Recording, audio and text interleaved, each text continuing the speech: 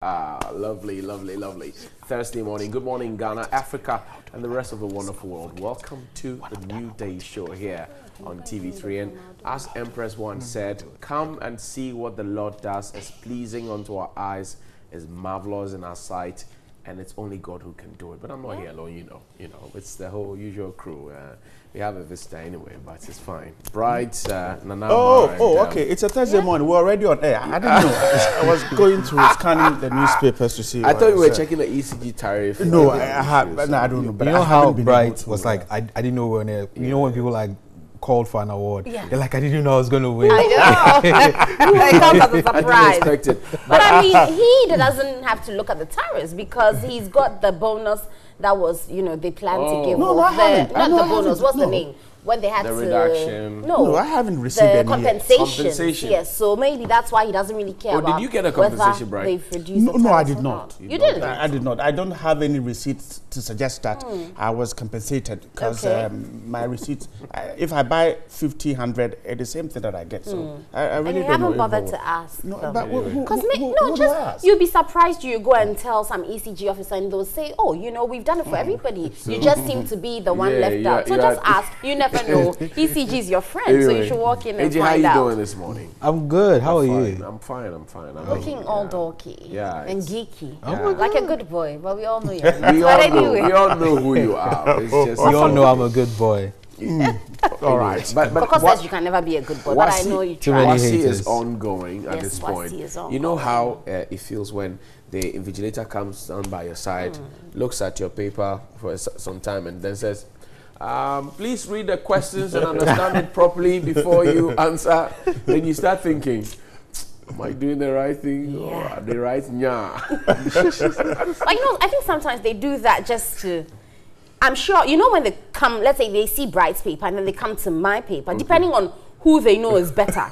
And then once they've seen, because usually they are teachers, and so they know based on your, academic whatever, they know based on your exams you've been writing in terms. So when they see Bright Soon and they come to Amma, who's supposed to be the better student, and they see what Nanama has written is so contradictory to what Bright is writing, that's when they make that comment. So now it's up to you to decipher whether you are the good one or the bad one. If you're writing, for example, a general paper like Core English, right? Okay. And you have 4 or 5 classes in the school, and you're all crammed into one hall writing it. Yeah. And maybe that invigilator may not be your instructor. How does he know that you are the better one? That's what I'm saying. But even when they don't know whether you're the better one, when they see that the answers are different, that's when it raises that concern to remind children that... Is it wrong? Yeah. Is it against the rules to have an invigilator come and say, Amma, please, read the question you are answering again. When he knows that you veered off the road. Well, technically, he's assisting you. It's wrong. He's assisting you. Because what he does... Is that not invigilating? No, invigilation is to make sure that the children don't cheat, as it were. But at that time, they're not children. I mean, you provide them with extra... material if they needed. You support them with any material. Is that all? Not in teaching them. Because on that day, there's no teaching to be done. You are directing them in a particular way, which how different is it from when it is about 5 minutes to the end, you see a student is not written his index number. Also, that's what you're supposed to do because there are guidelines. I don't think the conversation will end up. I know, you have to do news. It's time for news for the morning. The news will be coming shortly after this.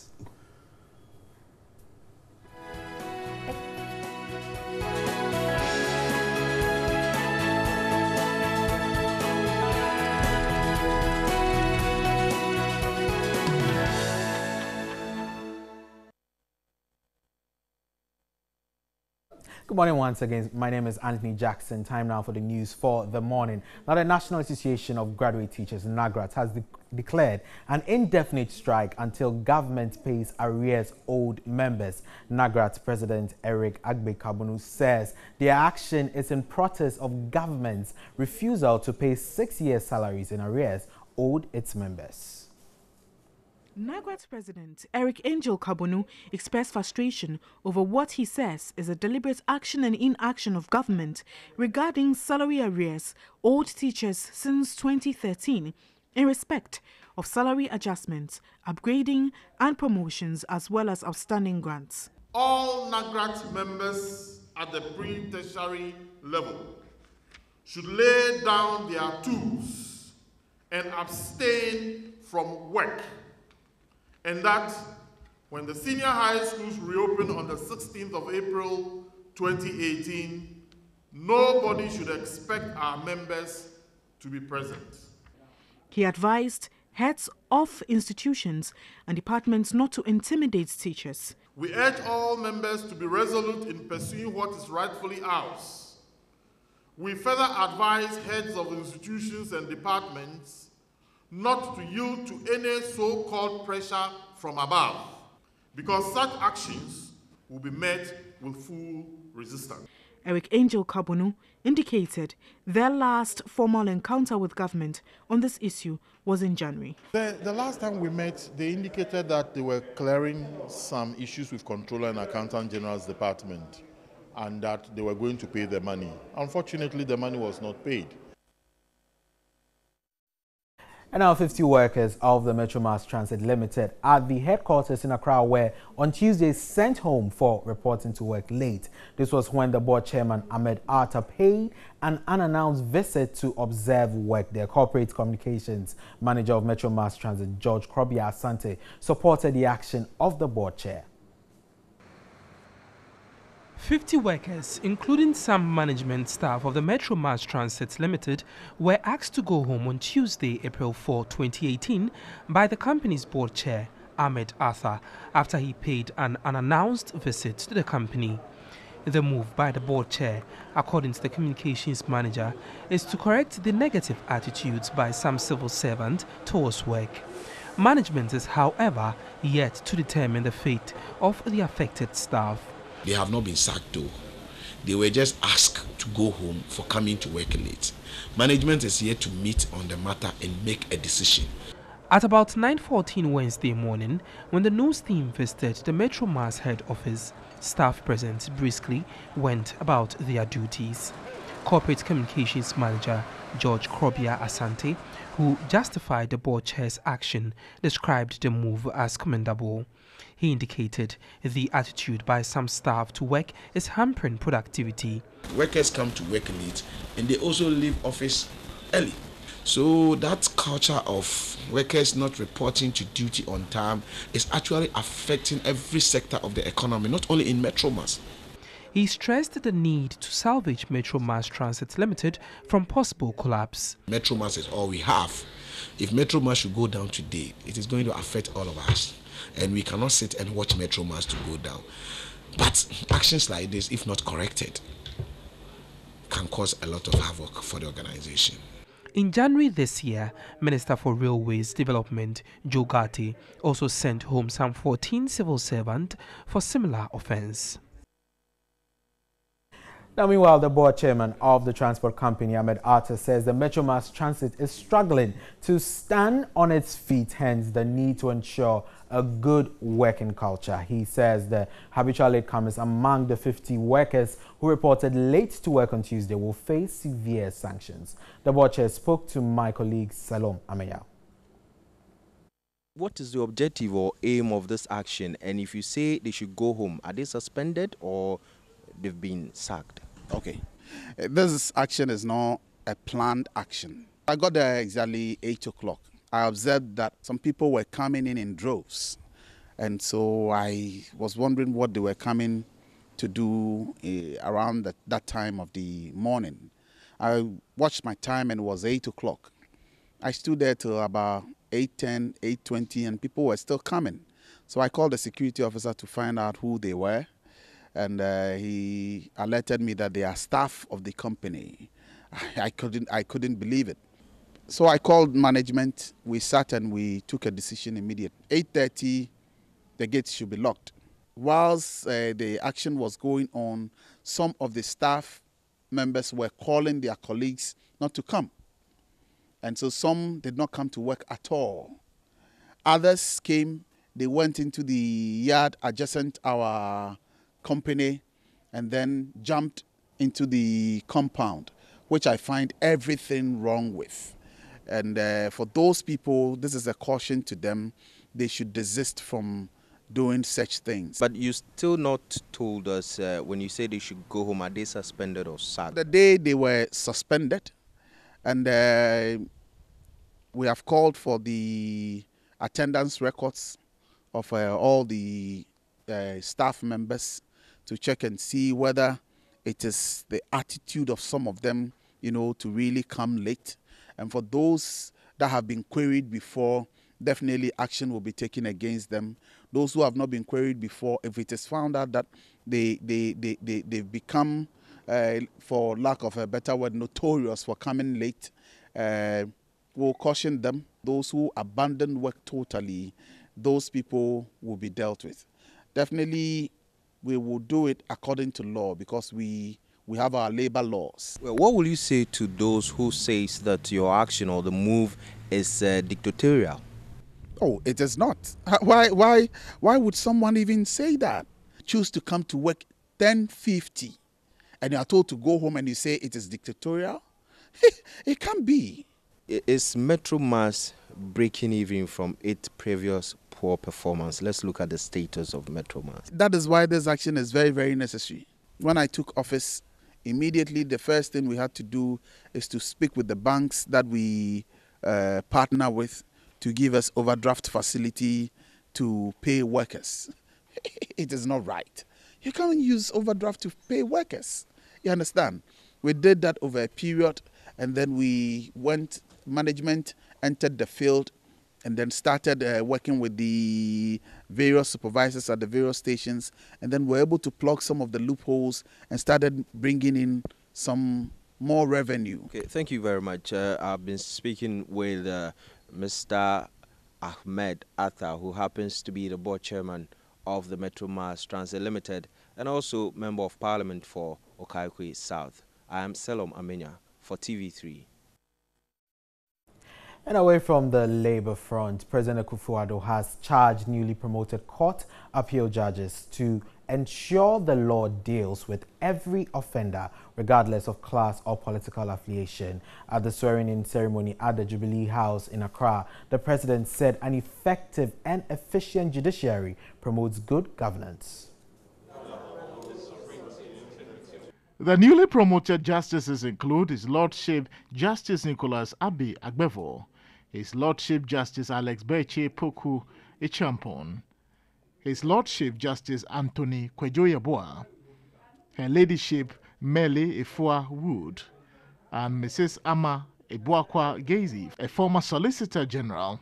It is important to bear in mind the growth of our nation demands that we have a judiciary that commands the respect of the people by the nature of its delivery of justice, as well as by the comportment of its judges. It is vitally important that we have judges who are honest, possess integrity, and a sound knowledge of the law.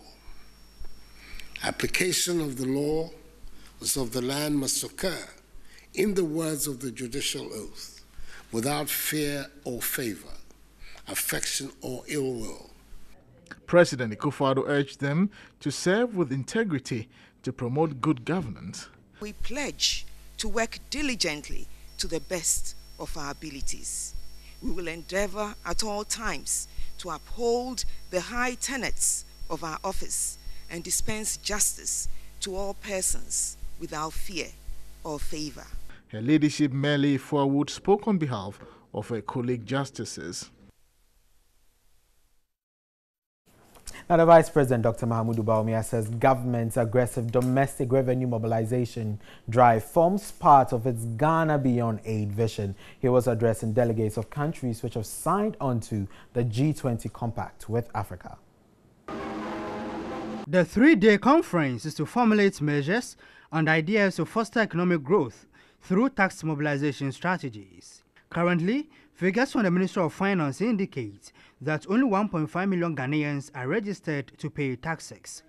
The Vice President, Dr. Mahamudu Bawumia, has outlined plans to review tax exemptions granted for companies in the extractive industry. We give exemptions to companies that keep claiming they are not making profits, but they are taking advantage of all the exemptions. As I speak, the various exemption regimes are being streamlined and analyzed by the Ministry of Finance to make them well targeted and to minimize abuses. Dr. Muhammadu Bawumia again renewed the commitment of government to roll out national ID cards to help track taxpayers. When we finish the issuance of national ID cards, we have to move to setting those types of deadlines annually for our people to be able to file taxes. Even if you are paying zero, you have to file your taxes. And I'm sure talking with the revenue authorities that we can come up with very simple mobile applications that allow people to file their taxes and make payments. Minister of Finance Ken Oforiatta spoke about new tax measures to be presented to Parliament as part of the mid-year review. As you recall, in the 2017 budget, we were clear on a preferential option for the poor as undergirding the pace of development, and also a vibrant private sector free from coercive states. Education now is being funded more robustly, NHIS is stronger, teachers' allowances and nurses' allowance have been reinstated. President of the African Center for Economic Transformation, ACET, Kingsley Amoako, praised government for creating an enabling environment to boost investor confidence. The Driver and Vehicle Licensing Authority, DVLA, has hinted it will on Friday engage the Ghana Revenue Authority to agree on how best to implement the new taxpayer identification number. The engagement, the agency noted, will provide the easiest way to enable people access the taxpayer registration system as well as DVLA services. The tax identification number, TIN, is an 11-digit unique number given for identification and also to enable the Ghana Revenue Authority credit persons whenever they pay tax. You cannot file a case at the courts. You cannot obtain a passport from the passport office, obtain a driver's license and register your vehicle at the DVLA, nor bid for contracts from government agencies. You cannot conduct business with ministries, departments and agencies, and you cannot conduct business with metropolitan, municipal and district assemblies. Customers at the Driver, Vehicle and Licensing Authority, DVLA, were not aware of the directive. Deputy Director for Driver Training, Testing and Licensing, Kafui Semovo, says the DVLA intends to meet the GRA for discussions on the way forward. The authority will be able to implement that directive, but we will need to put in certain measures that will make it convenient for people to comply with the directive or with that law. Now, if somebody walks in for a service that takes 30 minutes and the person is required to provide TIN number and the person doesn't have it, it means that that person will have to go to the GRA office, get a TIN registration done before the person comes back to the DVLA.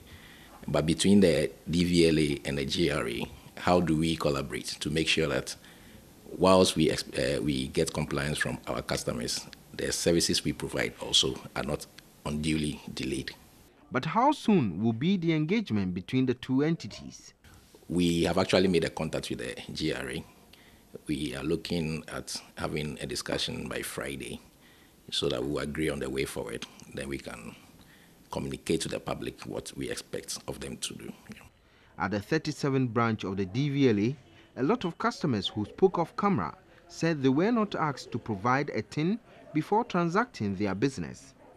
Meanwhile, at the DVLA Prestige Center off the Switchback Road, officials said they have educated and directed customers to visit the GRA offices to register for the TIN. A customer at the Prestige Center, Tete Anolabi, had a TIN. In fact, if I didn't have it, I would find it very difficult coming here anyway. So I'm confident that they will give me a service with my TIN. That's why I came. I think on the average it was good. Cutting out all the pressure, having to go to the other sites. I mean, it was relaxed, they served you well, they spoke to you well, and it didn't take that long for me to get the service I came for. The taxpayer identification number is to broaden the tax net to capture potential taxpayers. Religious beliefs often come with either monetary or itemic sacrificial requirements, but how difficult is it to get some items demanded in a sacrifice? Northern Regional Correspondent Zubeida Ismail visited the Voodoo Market in Tamale and filed this report. Ingredients for religious and ritual sacrifices form an essential component in our lives, whether directed by a religious leader or by oneself. They serve as a single purpose, requesting for divine intervention. Plant cereals, animal carcasses, pieces of cloth, cow milk and kola nuts top the list of items used in ritual sacrifices. Known in the local parlance as Sarah, the sacrificial items are either given to beggars or poured in the middle of a crossroad. These crossroads are often Christian Sarah junctions. However, meeting these demands often have its teething problems. There is a portion at the Tamale Central Market where vendors of these items display them. The carcass of a lion, and then we have a chameleon. That's of a chameleon here. This one I wouldn't want to touch it because it's a bit scary, but that is also the carcass of a cobra.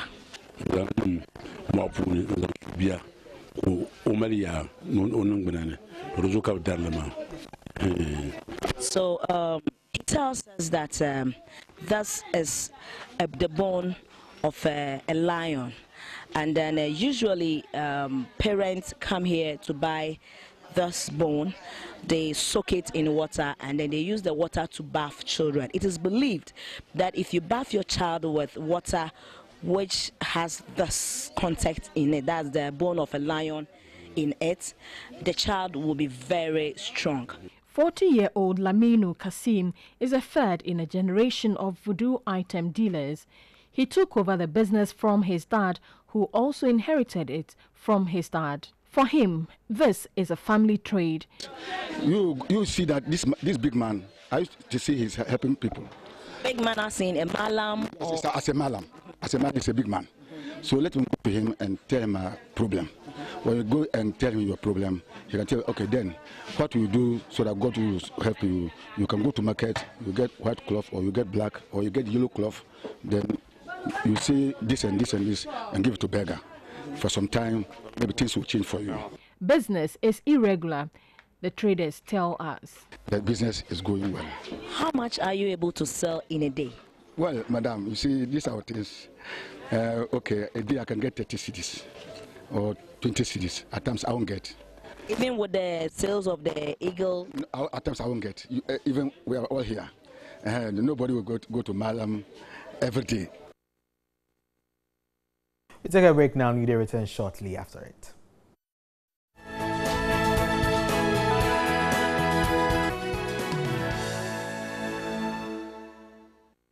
Welcome back. Let's touch on newspaper headlines. I'll start off with The Independent. It says, fallout from the Jusuman sex scandal. 8 teachers indicted, NAT and NAGRAT accused of insensitivity and condemned over lack of outrage. Then NDC MP accuses former MCE of plotting his attack.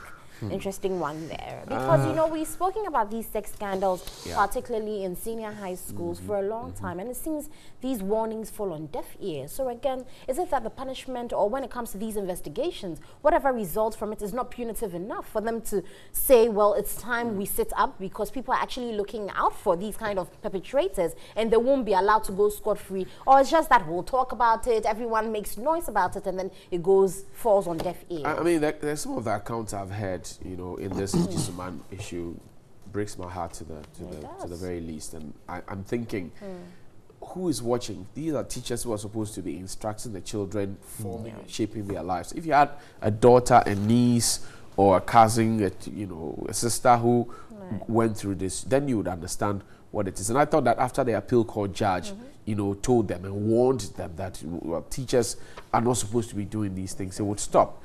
I will suggest to the GS, look, the disciplinary committee and everything, just put all the 8 of them together and give them to the appeal court judge. And then let's see what happens after that, because people must be dealt with. Exactly. I mean, do you know what it takes to raise a girl child with all the mood swings when she's having the time of the month and everything else? And then you just push them through. And sometimes, look, I've heard people say that the girls may be bad girls and all of that. I disagree. I so disagree. Sometimes, while in school and in boarding school, They have no option. Look, these teachers threaten them sometimes to the point where they become so vulnerable. And they even tell them, look, if you tell anybody, I'm going to make sure you fail and all. Look, life is just not fair to some of these youngsters. And I hope that the GES will just not stop at indicting them and taking them out of the job for some time and reinstating them after a number of years. If you abuse somebody sexually, it must be dealt with according to the law. And so GES should open it up so they are dealt with properly. These people don't deserve to be in the classroom. They don't. Right. Johnny, so that's good to do. I mean, teachers are supposed to be their parents, role models. Role models, yes. They're supposed to guide them, shape their life. But you see, we will deal with these persons, and I think that we should go beyond just waiting for these things to happen. If you listen to the Jisuman school, I am trying hard to find out exactly the condition of the school. But if you listen to some of the accounts from the settings of the committee, we're told there were situations where students were in town, and so teachers had to pick them from the guest houses. What does it mean that the school is not walled and that students can go out freely? Okay, so when we're punishing these students, we should take another look at our senior high schools. The conditions of the schools. Most of the schools do not have walls, and so teachers and students are able to find a way out and do what is happening at Ejisuman Secondary. I mean, there are several schools that the girls are able to escape because there are no walls. Yeah. Look, in some schools that I have visited, it is an offense for a student, whether male or female, to visit the master's bungalow. Exactly. Right. So when the school is walled and there are teachers there, some control can be assured. But where the school is not walled and the students can go out, teachers are bound to prey on these young ones. Yeah. Let us punish these ones, but let us go beyond, because it keeps happening. Yes. Why is it happening? I had the guest house issue, so it means that there is something wrong at the Ejisuman, because how can a student leave compound and get to a guest house to do what? I'm told there was an intercolleges sports festival, but even that, I mean, the students are supposed to get to the field and stay there. Okay, so let us go beyond just punishing these persons. Take a look at these schools, their locations, control of these students, and then I think we can, because we can't have this occurring every now and then. You see, so Bright, the question comes back to what kind of rules exist, I mean, for NAGRAT, between student-teacher relationships. Because I remember in my school, you weren't allowed to go into a male, especially a male teacher's home, just anyhow. I mean, what are you going to do there? If you were going, there were rules. You have even a distance you have to stand, and then unless the teacher that you're there, and they have to come out. You're not allowed to go in. And so I'm wondering, in these schools, what rules are there for all SHS in Ghana, that female students and male teachers? What's the relationship? How far can they go?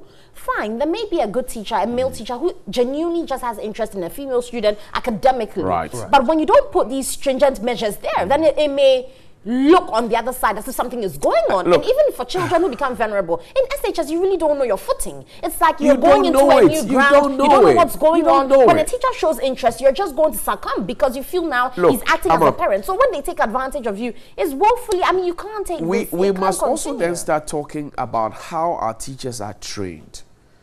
And yesterday I was just talking about people who are in the teaching profession, people who are even in the medical profession, in the security services, who do not want to be there. They just went in there because they didn't have a job to do. Just for the security. So they just want security of employment. Plus, you're wondering if they have any ethics at all, and if our teacher training colleges have anything to do with ethics. So the issues are bubbling up, and we're all watching. Yeah, let us, Johnny. 8 teachers, and you see, check it. some of the testimonies, the accounts I heard, where that some of the teachers even said that they were not satisfied, and so the girls have to do other things. Yes, as punishment. Why? So why do you punish somebody sexually? We need to really check these things. I think that some of our schools, and that is why during the placement of students, parents will do all they can to make sure that the awards are placed in schools that they think are safe. Some of our compounds, senior high school compounds, are not safe. That's true. They are not safe. That's true. Look, we talk about Wesley They're not Girls. safe. We talk about St. Mary's Secondary School. I mean, you talk about the Boogies and other schools, and you know that once they get in there, the structures are there, the controls are there. I think also that the ministry should stop focusing on the so-called big schools only. While they focus on them, they must turn their attention also to schools that are deprived. Because as Bright said, look, and Bright brought a story from the north, where they are not even, they don't even have dormitories. So the children have to go out themselves and look for accommodation. If this child has been placed into that school from Volta region or from the Ashanti region and is out there in Wa or wherever it is, and she has to now go and find accommodation. You are putting her in harm's way. Prey for any predator if it is a he, you are also exposing him to all manner of dangers. You will learn how to smoke, to drink, to become recalcitrant, and then what will be the essence of the education? And of course, let's not forget some female teachers, just because the stories may not have broken out. Yes. There are some female teachers who also abuse girls. And some even abuse the girls. Exactly. Yes. And so it's also, I mean, at the end of it, they should also teach the children on what the limits are, so that when you have someone to go to when something like this happens, to be able to say no. The fact that, yes, this teacher says, if you don't do it, I will punish you, you'll be sacked and whatever. That person doesn't wield all the power in that school. And so try and find appropriate authorities. And that's why when you enter the school, there should be a counseling unit. Some people you can go to speak. Because the GES has constantly, we've asked that question here. The GES has constantly said they have guidance and counseling units. I don't believe it. Because there is not even one teacher who is set aside to do just guidance and counseling. Oftentimes you find that it's a teacher that expresses interest or somebody who has done a one-semester course in social psychology or the sophomore of the school who is asked to take up that role. And guess what?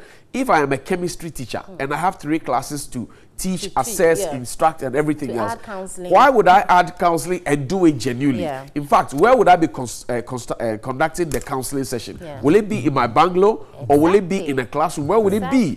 What will the setup be? And after I'm done doing the counseling, who checks me? Who knows what instruction I've given to the child? Our system is faulty. We don't pay attention to these things. And instead of talking about it, you have politicians talking about frivolous and unnecessary things. And these are critical. Look, the girls are being wasted. Their future is being put in. And guess what? If the girls, by any chance, get pregnant, the GES, you find them, ask them to go off. Exactly. So they won't write, they won't say for their exam. After 2 years, they will be stigmatized. They won't continue. It means that you have truncated their future. And we are all watching. Everybody is watching. This is why I expect the human rights, they pepper them, they sugar them, they eat them, anything else to start talking. This is why I expect you to be speaking. Not be speaking about getting tired of cooking. If there will be real action from, I think the 2 of the newspapers are talking about. Some, one said that they've been banned, the others said they've been indicted. Let's see what happens. Well, yesterday we did it on 3FM as well, News Hour. And have they been banned from teaching? I don't know, but you see, I'm saying and it should not just be banned. For now, they've been suspended. We'll take Put all the 8 of them together. And so you see that appeal court judge who warned them not to do it. Go and dash them to the appeal court judge. Let them handle it. But it's time for us to rant. And we're talking about the Metro Mass saga and the fact that some people were asked to go home. We don't know whether this is good in light of the fact that the president has said when we report to work, some of us use the working hours to do other things and some don't even show up. So maybe this was in good light. Others think it's not. But let's see what you have to say as well. You see, for me, fine. The board chair had to go in to do it. But, so, if I was the board chair, I would rather deal with whether it is a managing director, and if they have a human resource head. What is the worker's fault? If he comes to job at 9 and the managing director is not checking him, the HR is allowing him, he will come at 9 every day. But why should you, as an adult, this is where we also play a role. People are paid money. Of course, we are adults. But that is why we have rules and regulations in society, because no matter what, you get one adult faulting. But this is not one. This is many. And of course, the world is made up of 6 billion people. Over what time did they develop this?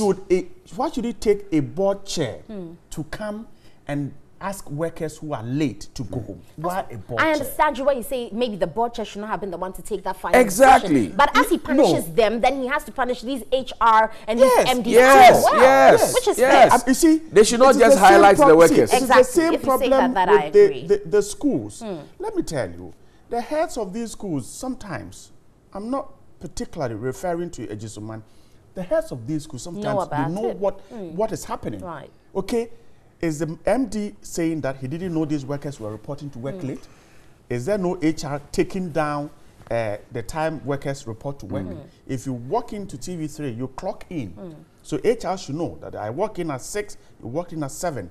Must it take a board chair to come and do this? To come and do it. And in any case, the board chair, these are public servants, okay? The board chair, by just saying they should go home, what happens to the hours of work that has been lost? Are they going to be paid for it at the end of April? Because then, as a state, we are being shortchanged for it. These are some of the things. I think that, anyway. Well, there are genuine reasons. But let's see what you also have to say as we rant with George Quinn in this morning.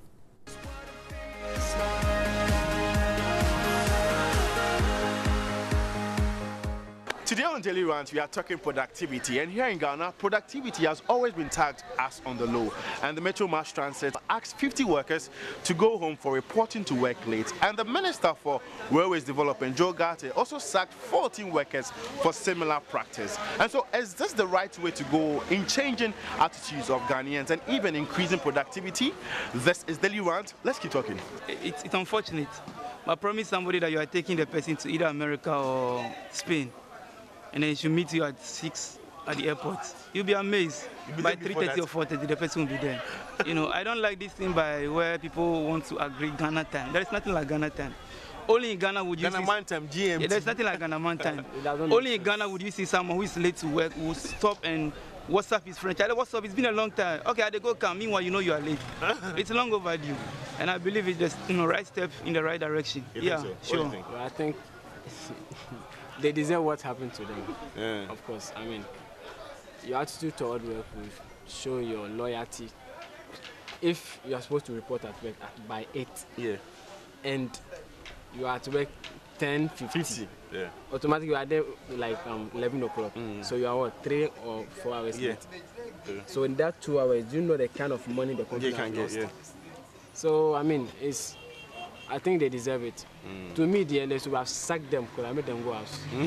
No, at least, caution them, make them understand that, hey, see, now we are not going to tolerate late comments or lateness in their place of work, so that the person will be aware. I know Atta Mills did something like that previously, but anyway, this we have.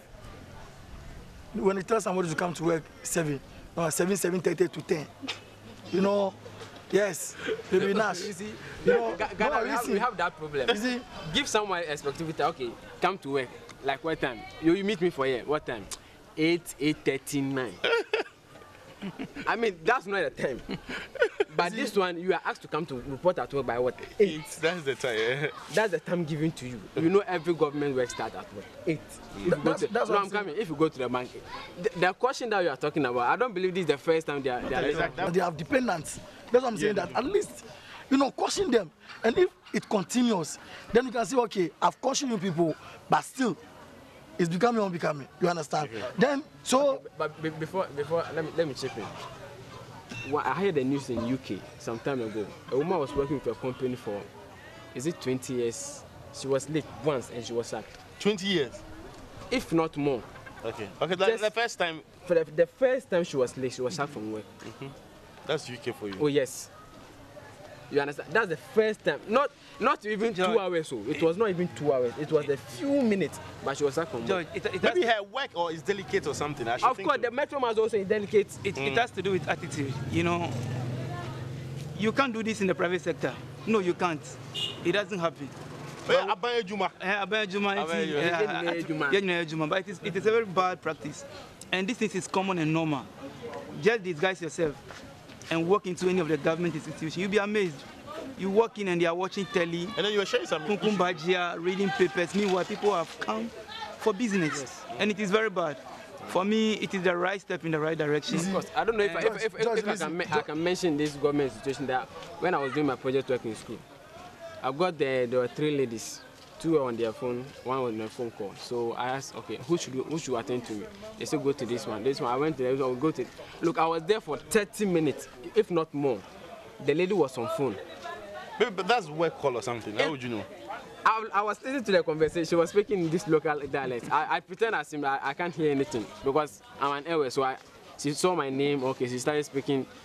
I was there looking at this. She was talking about this relationship or this rubbish. What's at work? What's at work? The others were using the Wi-Fi to browse. You see, they are updating their application. That does not make sense. After work, you can do it. You see, those people that have been stuck, they have to lash them. Stuck with lashes. How can you come to work? 10:15. 10:50. 10:50, almost getting to 11 o'clock. If it were to be your work, manager, you're in the office, then a worker comes to work. This is Abayjuma or government work. Abayjuma, so what? See, you have been paid. You people, you are missing. See, you people are missing the point. Listen. You people are missing. Everybody comes at work. You people are missing. You are not missing anything, my friend. See, in this country, we are living in a country that are even our road networks. So the roads made them Listen. Calm down, listen. No. See, we don't have stable electricity. Okay, that's true. We don't have constant water flow. Okay. Even these 2 things can hinder your even productivity. You understand what I'm saying? So you are justifying the lateness. I'm not justifying it, but I'm telling you that. No, listen. They don't have a case. No, listen. I'm telling you that as much as I don't condone what they've done, or they are justified for the sack. So if you're the employer and then they reported and I'm saying your work. No, you don't. How many workers? You don't 50. So 50 workers. Normally Echo. What are you talking about? When you fall, don't look at where you fall. You look at what treats you. And I'm not understand? Yes, I'm not sure that's the best. No, what I'm saying is, no, listen. What I'm saying is, see, those people that you are sacked, now they are going to what? Look for other work. The board is going to decide on their fate. They might the board. It is not only about Ghanaian workers. Check even the ministers, MPs, when they invite them to a program, they come 1 or 1.5 hours late. Yes. And before they start the introduction, I want to apologize. Apologize for what? It is very bad. Very bad. So it has to do with almost an entire nation's canker. Okay. But I'm happy that we have used this as these guys as a scapegoat. Sure. Talking about sacking, I know the Minister for Railways, Joe Gatti, also sacked 14 in January. Yeah. For lateness. Did he change anything? For lateness. He didn't change anything. At least no. When did that sack happen? January. Go back and from the same listen. See, let me tell you something. It might not change it. See, at the most, our former may he so rest in perfect peace. Unannounced visits, he goes to. Yes, but whenever he is at a program, he comes there even 30 minutes before the program starts. All this thing was what? To put certain fear or to create an example for Ghanaians to see that. But you know, what I'm saying is that it is something that has gone into our heads. What has gone? And it has to be stopped. Now they want to stop it. Stop. They want to stop it. You can't stop anything. Why can't you stop it? You don't have Let to me stop tell you it. something. Why don't you stop it? Why will you stop When the it? fourth FN have a fellow to work with the company, because of not being late, they have a bus for the workers. When the bus stand here 5 o'clock, when the bus reach here 5:15, you are not. The bus will go. Definitely, when you come to work, you will be cautioned. They sack 2 people. Person for no job. No. Are you sure the person will make late? No, person will make late. As human as we are, person will make late. We are humans, it's true. Good. You will make late. You understand? Is it consistent? Maybe it's not consistent. No, somebody just no. Oh, you can't say that. This is transport. You can't say that. Maybe somebody's first time of making that late. Maybe he has a daughter who has been knocked down by a bicycle. Okay. A car. Why do you the wife? Okay, there's phone call. Forget about communication. Sometimes they need the presence. No. But most of these, lukewarm attitudes, they are mostly exhibited in the, public sector. Yes. So don't you think it's due to, let's say, lack of incentives in the public sector that is making, workers act this way? Yeah, thank you very much. That could be. Thank you. Thank you very much for this. If I'm working, maybe I'm paying 1,000 cedi a month. My electricity bill is 200 cedis. 800. 800. Imagine, my food stamp It's costing me more than 300. Okay. You know my school fees and everything. What will motivate me to come to work early? Stop the work. No. I will stop wasting work. Where's the work? Where's the work? So you have to be disciplined enough. What is the If somebody come late, 11:30, and the work is for you, will I accept it? No. Only I accept it. You accept it? Oh yes. You're paying 50. People will be complaining. 50, you're paying 1 man. You're second 1 man. So time of the coach man. What when you're manager now watch you. Who said time say no now? Free grade your own. Wa watch your book to so many times. 18 say basa no. Say what you say. Who want that? Until so you want. Say your book. I buy car. I buy a good man. That's say now would ya. Oh, people say who for be. Well, your big man say buy all day. Let's just some poor money. I just say, I said to maybe I bet clear side and say, I buy you, I buy you. I buy man until man and cousin. Yes. I buy you man until man cousin. In fact, me quite a man come a market, Busman's white jacket here, 80 found. But you told me when you saw what beer when you pan out the young man, I buy show. What show I will be a quite a big man. It is a mistake one day, what about show? But yesterday, would you walk show now when you're young man? Time open at the quick man, one and quick man, I'll call jacket. I catch you swim. I didn't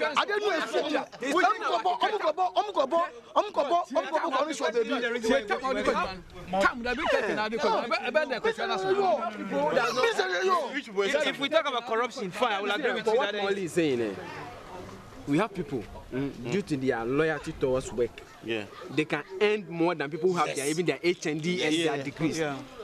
You understand? So if at this age or at this stage, you are saying, I can join to me, intimate late, I can join to me, intimate late. So, what if you become the CEO? And then you sleep in the house? It's a heated argument here. I'm loving it to the core. And obviously, the public is not really comfortable with lateness. And for productivity to be increased, they want public to ensure measures are put in place for workers to be satisfied going to work. Let's know what you also think watching home. You log on to our social media platforms. On Facebook, it's News on TV3. And on Twitter, it's our News TV3. We came to you from Nima here at Accra. Thanks for watching. A very good morning.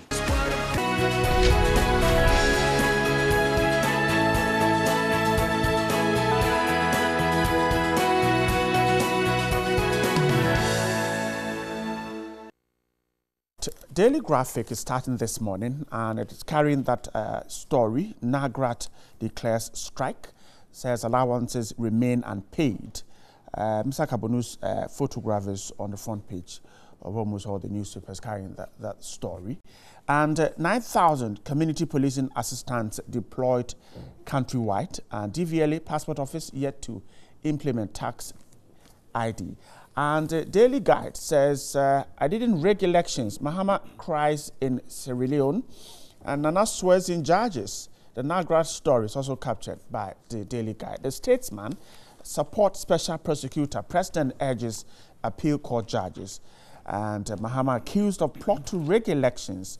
Dr. Baumia says be transparent with management of public resources. These are some of the newspapers I have. The Gisuman story is also captured by the Independent, the New Independent, and it says that 8 teachers indicted as fallout from that sex scandal. NAGRAT accused of insensitivity and condemned over lack of outrage of that issue. My guest to do the talking, a member of the NDC's communication team, Sammy Jemfi, is here. Sammy, good morning. Good morning. Hope you're doing good. By the grace of God. Thanks for joining us. And then Deputy Chief Executive of the Ghana Export Promotion Authority, a member of the NPP communication team, is also here, Eric Chum. Good morning, too. Good morning, Bright. You're doing great, too. I'm doing well. How are you? I am fine, too. I always like this your time. Yeah. Just that nowadays I don't wear too much suits. But we are still the Ghana month. Oh, okay. Yeah. It's Ghana. In fact, it's Ghana year, all throughout. It should be like. Yes. It shouldn't just be a month. Yeah. I'm grateful. And let's start the conversation with what is on our lips this morning. It started yesterday. NAGRAT agreeing to embark on a strike. The Ghanaian Times captures the story on pages 16 and 17. NAGRAT embarks on strike. It's on page 16. 17 says, but government says arrears have been paid. So Mr. Kabonu's strike directive started yesterday. Those in senior high schools, teachers in senior high schools, pre-tertiary level, are supposed not to resume work on April 16 when school reopens. Yesterday, some of the NAGRAT members suggested that, in fact, it will affect their members who are also invigilating. But just after that, government comes out. The Minister of Information says that that money has been paid. We're told that there were some issues with validation process, therefore delaying the payment. It was would have been paid by the end of March, but it was delayed by validation process. That's according to the Information Minister. He's therefore amazed by the decision of NAGRAT to embark on a nationwide strike. Now, that's the story. Now, if you pick the Independent this morning, I think on page 2, it talks about 40 million cedis released for teachers' arrears. And this is from the Finance Ministry. 40 million cedis released in a letter dated 29th March 2018. The money was released on 4th April, indicating that 2,566 employees of Ghana Education Service, that is teachers, will be settled with that. Now, Mr. Kabono is suggesting that that amount covers only 5%. That's just about 2,500. Now, he said that 14,000 teachers are owed arrears, and so the strike will linger on. Eric, let me begin with you. Government is making effort to deal with the teachers. Some have suggested that the teachers are being impatient because some monies were to hit the account by April 6. Perhaps the same problem of communication not going well, is that the situation? Well, I think that to start with, we'll say good morning to all our viewers out there, to my brother here, Sammy, and of course yourself. Now, we've all agreed that for us to develop as a nation, education is extremely important. And that, of course, if you're going to do that, then teachers are an integral part of that particular quest for that developmental transformation that we all seek. And for me, I think that some of these things has to be contextualized, because if you look at the action of NAGRAT, for me, I would say that it's in bad faith. And it's essentially just because if you look at the chronology of events, whereby these arrears actually predates the MPP administration, where it started. I mean, I think that the arrears actually is between 2013 and 2016. Right. Which was under the stewardship of President Mahama. So I would ask, and everybody would ask, I mean, why didn't NAGRAT go on strike at that time to claim what, of course, rightly belongs to them? But even when all of these things have happened, it turns out that NAGRAT, NAT, and other stakeholders are actually being engaged in a process to try and pay these monies, whereby an MOU was actually signed. And it's essentially important to also point out that NAGRAT was present. On the 29th of March, a release was sent from the Ministry of Finance indicating that certain amounts of money had been approved for the onward payment of these arrears. And I would think that whilst people would be asking themselves this question as to why then the need for this strike, especially when it's not something that happened under the watch of President Akufo-Addo, but basically under the watch of President Mahama. Between 2013 and 2016, these arrears were not paid. And this has absolutely nothing to do with the salaries, because as I speak to you, every single month that the MPP cabinet has been in power, teachers have been paid, and they've been paid on time.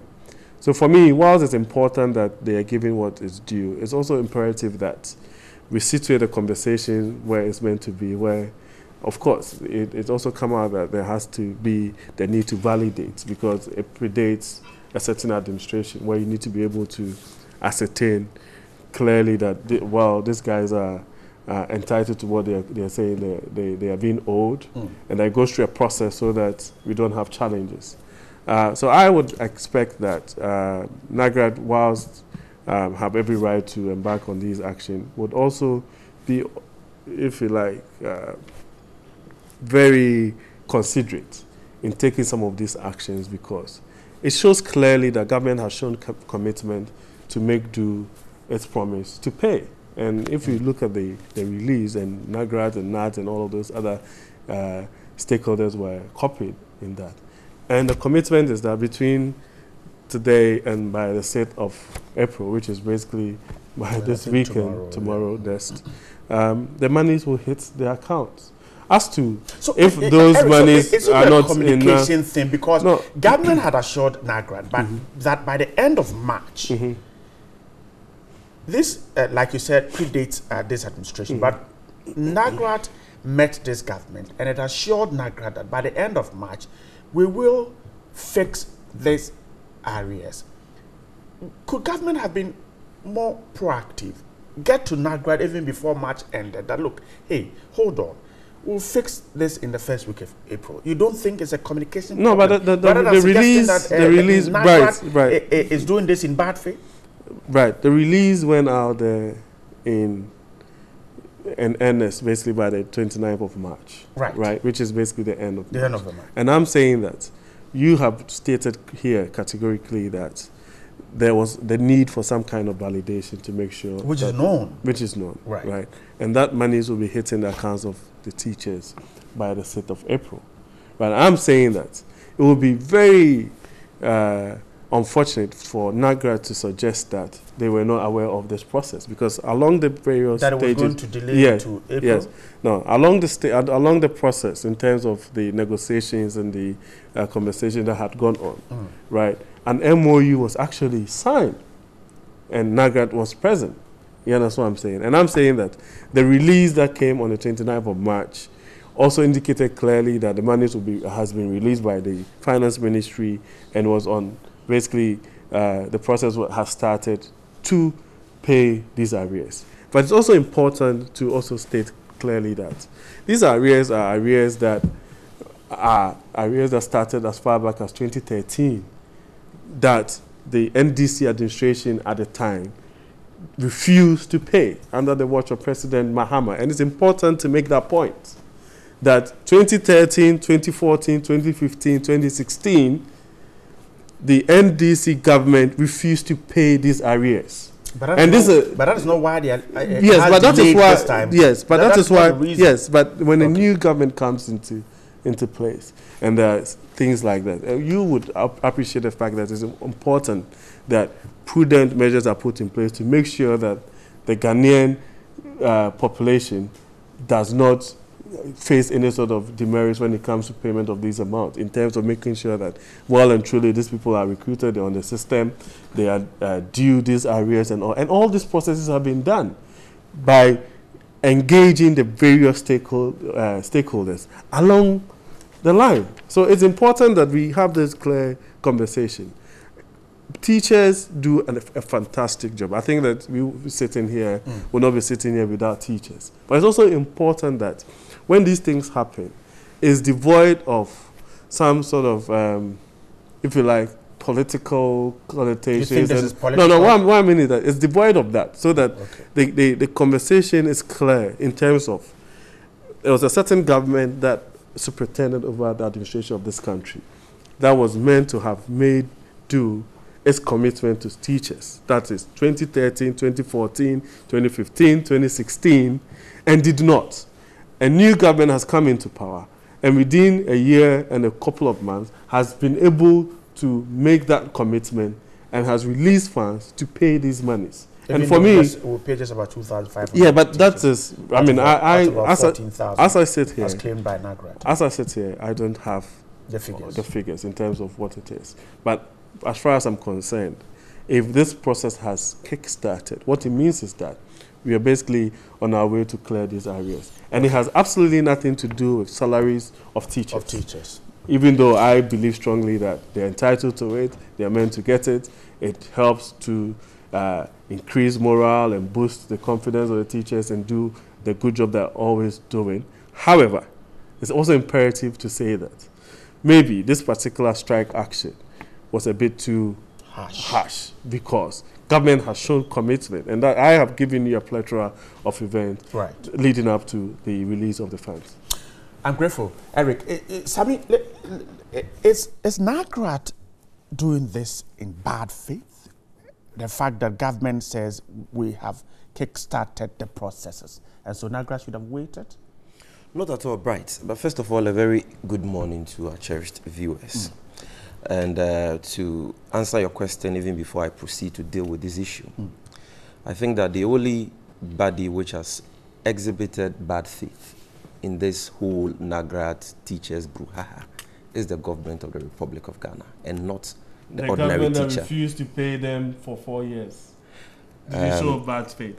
The only government, the only body which has exhibited bad faith in this issue, I insist, is the Kufuor-led government. And I will explain that for you to understand.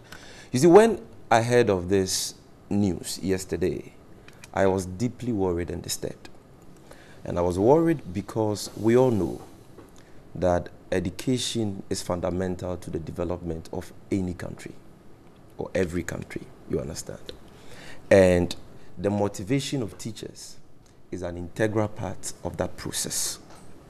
And when strike actions like this are declared, those who suffer the most are the poor students. And in the process, the academic calendar of various educational institutions are distorted, and that hampers the education sector of our country. So the questions I asked myself were that, why did we have to get to this point? Why did we have to allow things to degenerate to this level? You understand? Couldn't we have been proactive about our approach and our resolve to address this problem? You see, I've taken my time to read the press statement of NAGRAT. And that is why I am shocked that my brother is accusing the teachers of bad faith. Because if you read their press conference, it is clear that they are embarking on this action because of a breach of trust between them and government officials. What the teachers are basically saying is that in spite of the litany of promises that government officials have given them, in spite of the many agreements they have reached with the government on this matter, in spite of the numerous validation exercises that their members have undertaken, government has failed to pay them. As a matter of fact, they are saying that government has been feet dragging. My brother says that these allowances, arose between the periods of 2013 to 2016. That is a fact. Yeah, of course. But he shouldn't lose sight of the fact that governance is a continuum. Governance is a process.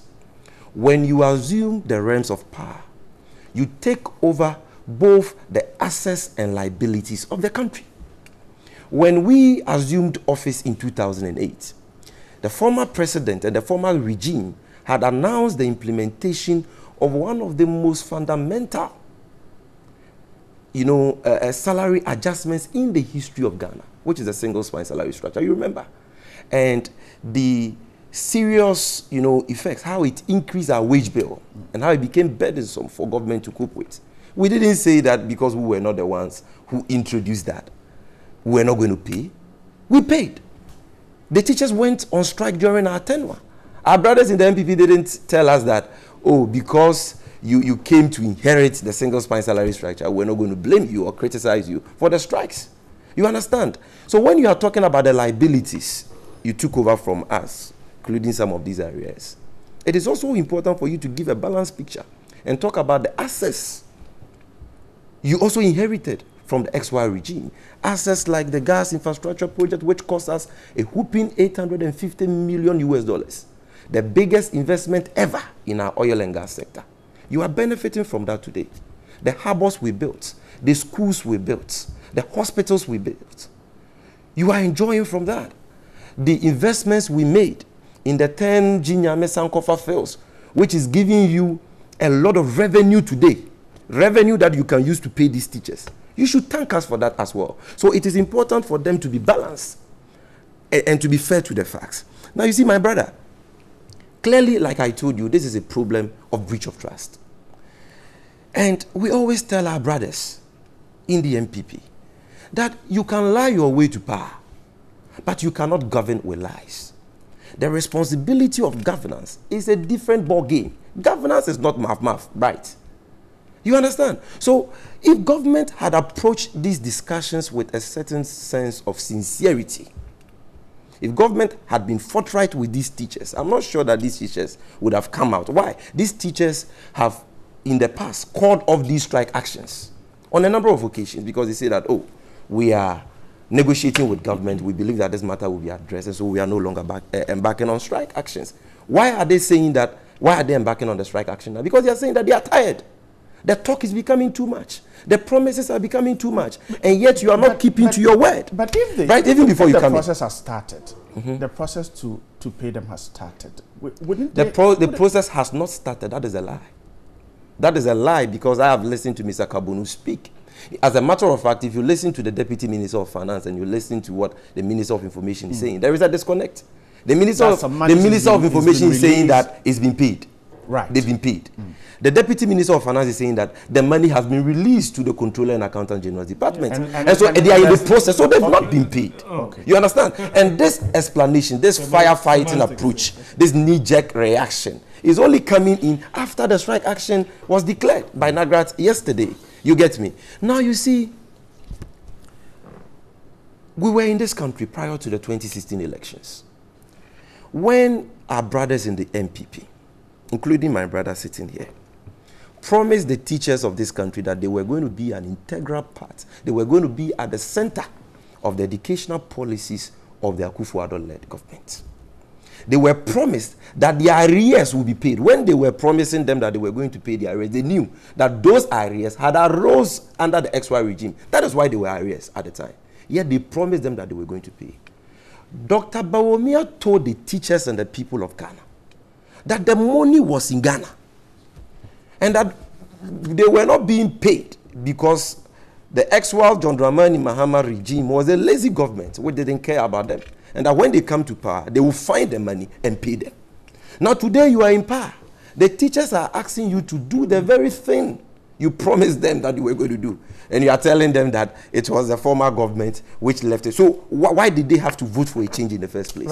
If you were coming into office to rationalize and to create excuses and to blame your incompetence on the former regime, then why did they vote for a change in the first place? You see, let's get a little background to this whole issue. Government in this 2017, because he had a lot of time on this. You see, government in this 2017 budget, right, had made an allocation to pay these areas in the 2017 budget, the so-called Asempa budget.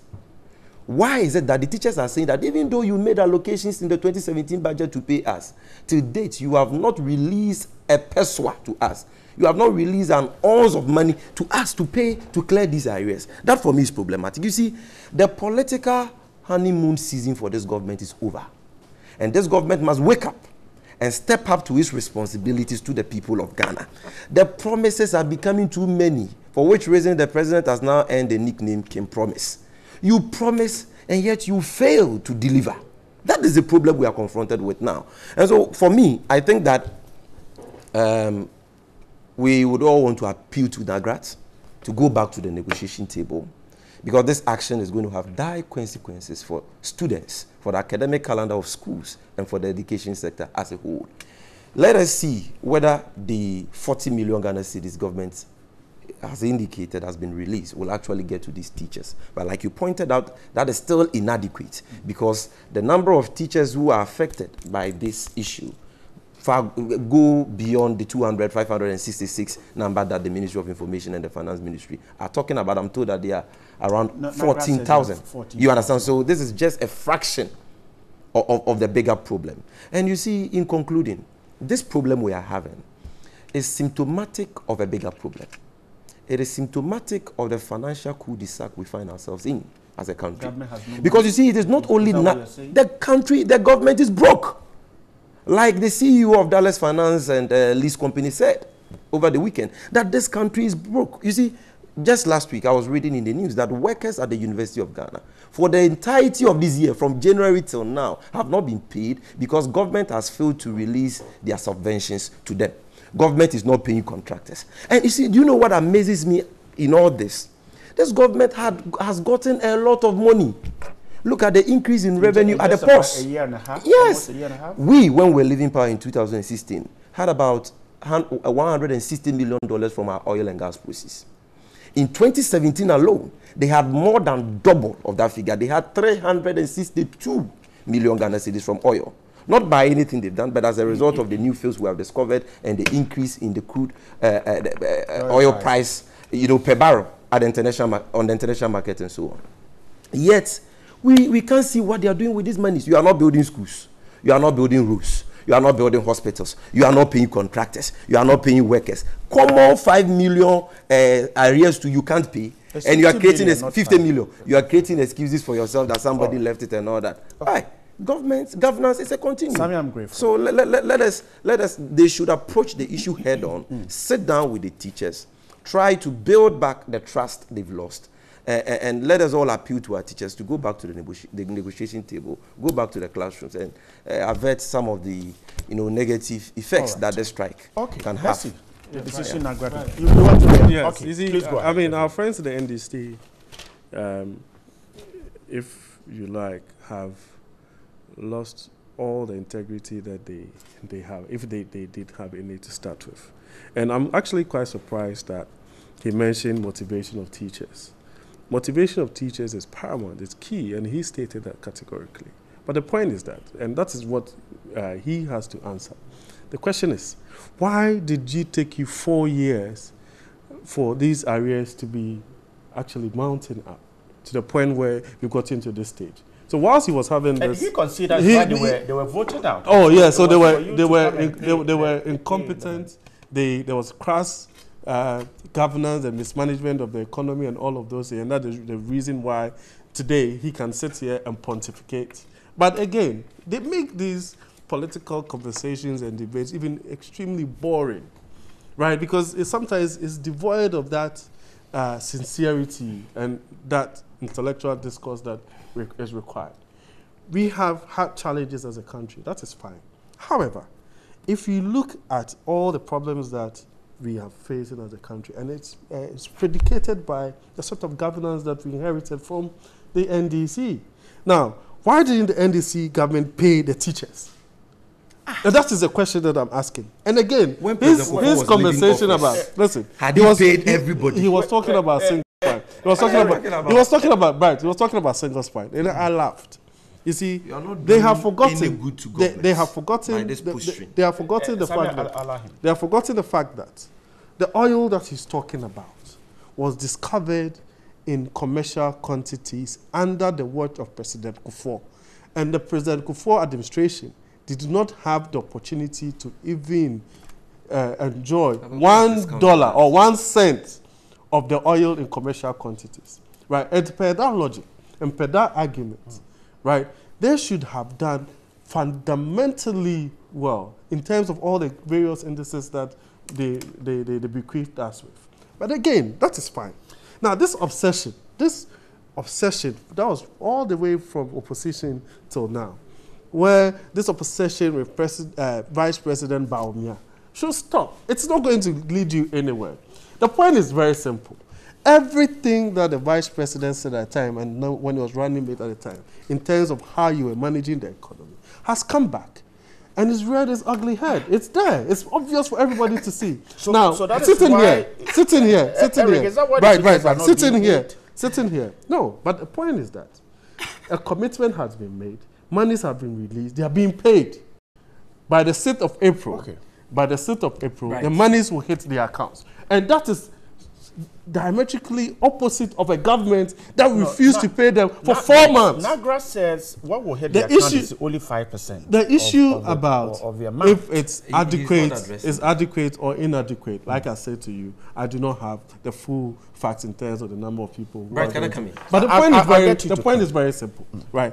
You see, you can't sit here and then all of a sudden behave as if that you just dropped from Mars and that you haven't been in government. You see, when we start having this conversation... Eric, so when we start having you're this conceding that because of perhaps what the deficit, if you want to put it that way, that the former government left, that is why this government is unable to deal with the... No, but teachers. it's being dealt with. And I stated even in my earlier submission that... Oh, that's why if you look at the process if you look is at slow. Yes, if you look at the processes and look at the series of engagement that has gone on between the various stakeholders, an MOU was even signed, and the promise was that by the end of March, monies will be released. By the end of March, which is the 29th of March, monies had been released, and a circular was sent to the various stakeholders. The process of validating that by going through the process, going to controller and making sure that people's bank accounts are tally with all of those things, these people are who they say they are, and all of those things, is what has delayed the process. Delayed the process. Okay. Again, you have to also appreciate the fact Eric, let's wrap up and move there was an Easter period where from Some Friday to Monday, nobody went to work. And the process has but Eric, don't you think that when we signed on to that document, we knew March was going to end within a weekend, which was also a Easter weekend. So we're going to see all this. So even when we signed that March 30 agreement, we should have known all this. That is why I am. You don't saying think so? That is why I'm saying that NAGRAT should have probably exercised a bit of restraint and allowed us to enter this week to be sure if government was actually going to make do with a promise or not. And I'm saying that government has basically fulfilled its side of the bargain, right? Let's wait for today, tomorrow to the same. It's not a long time. All right. And then we can have this conversation again. But we are not going to take lessons of governance from the NDC because it's obvious by his own admission and by his own submission that they were not able to pay these amounts, which he conceded, but he's asking your government to pay the teachers. Exactly, and which we are doing. Okay, all right. I'm grateful. Sami, please come in and let's move on to some of that. Intolerant posture. What is intolerant about my posture? That our brothers in the NPP always exhibit on programs like this. What is intolerance? It's not helpful to Eric, your cause. Please allow. You see, it's not helpful to your cause because what it does is that it worsens the situation. Here we are trying to appeal to our teachers for last 19 to go back to the negotiation Eric, please allow. to go back to the classroom so that we can avert the dire consequences that the nation stands to suffer should this strike actually take place. And you are here accusing them of bad faith and all that. Come on. Let us credit our teachers with some level of intelligence and patriotism. Our teachers are not zombies. Our teachers are not some callous, irresponsible folks. You understand? Our teachers are very responsible. So to create an impression that monies had been paid to them, a circular had been issued to them, and yet they embarked on the strike, and why didn't they embark on the strike under the former regime? And all that, for me, is very unfair to them. The teachers are saying that you've given us many deadlines which you have failed to meet. We've done various validation processes. We've gone through that tedious process. And yet, none of that has yielded any dividends. They are saying that they have lost count of the many times that you have broken your promises to them. You are not addressing that. You are creating an impression as if the only deadline you've given to them was this March-ending agreement you had with them. That is not the case. And my brother is just reaffirming and reinforcing the point I made about the oil, the revenue they've gotten, and the fact that we shouldn't be here as a country. He says that President Kufuor, it was under President Kufuor that we discovered oil in Commerce. Nobody's discounting that. But it is also a fact that the proceeds you are getting from the oil and gas of this country has more than doubled in the last 1 year.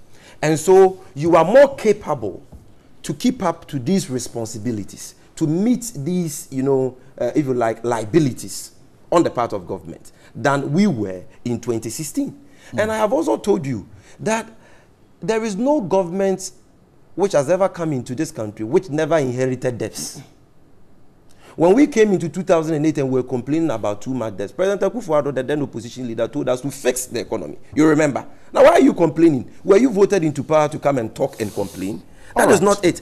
If you set your priorities right, if you stop the culture of wastage, which is festering under your regime, You cut the number of presidential staffers at the Flagstaff House. You reduce the amount of compensation you are paying them. You reduce the number of ministers you have. You don't give 5 million Ghana cedis to your party for your Congress at Cape Coast. You don't waste $2.5 million. That's an allegation that yes, by their deputy general secretary. Come out to say that it's not. If you don't give 9.9 million Ghana cedis, you don't spend that on, a needless Ghana digital address system. You will get 50 million Ghana cedis to pay the arrears. I'm grateful. Let's continue on the education front. A quick one. Eric, a quick one. This is coming from TV3 network, right? And Tuesday, 23rd of February 2016, the government, that's the this is the Minister of Education at the time, right. The government will this morning make a second attempt at getting a huge number of the country's teachers to back down on their resolve to strike over a 3-year unpaid allowances. That is 2016. An emergency meeting between the aggrieved teachers from the various teacher unions and government on Monday ended inconclusively. This government has asked the teachers to provide it with details of their demands. And an amount of 100 million is what is reportedly due to the teachers. These monies were not paid. Eric, what is the point here? But Eric, what is the point here? The point is that under their watch, this is 2016, 23rd of February 2016, under their watch, these same allowances that we are talking about, they try all sorts of means to avert these strikes. However, today, as we speak, the MPP government is now going to pay this money to the not 100 teachers. million, my brother. What you read was English and not Chinese. What you read is English. Not Chinese. Don't misinterpret what you read. Eric, I have proven to him and all the viewers out there that now the question is, Sami Jemfi sitting here today, right, is being deliberately mischievous and is also moving away from the facts. And the point is very simple. Tell that to the teachers. Your government also in March promised to pay these teachers. Which has been done. Which has been done. Okay, all right. It's been done. Eric said it's been done. Why are they on strike? They're not on strike. I mean, you don't pay them.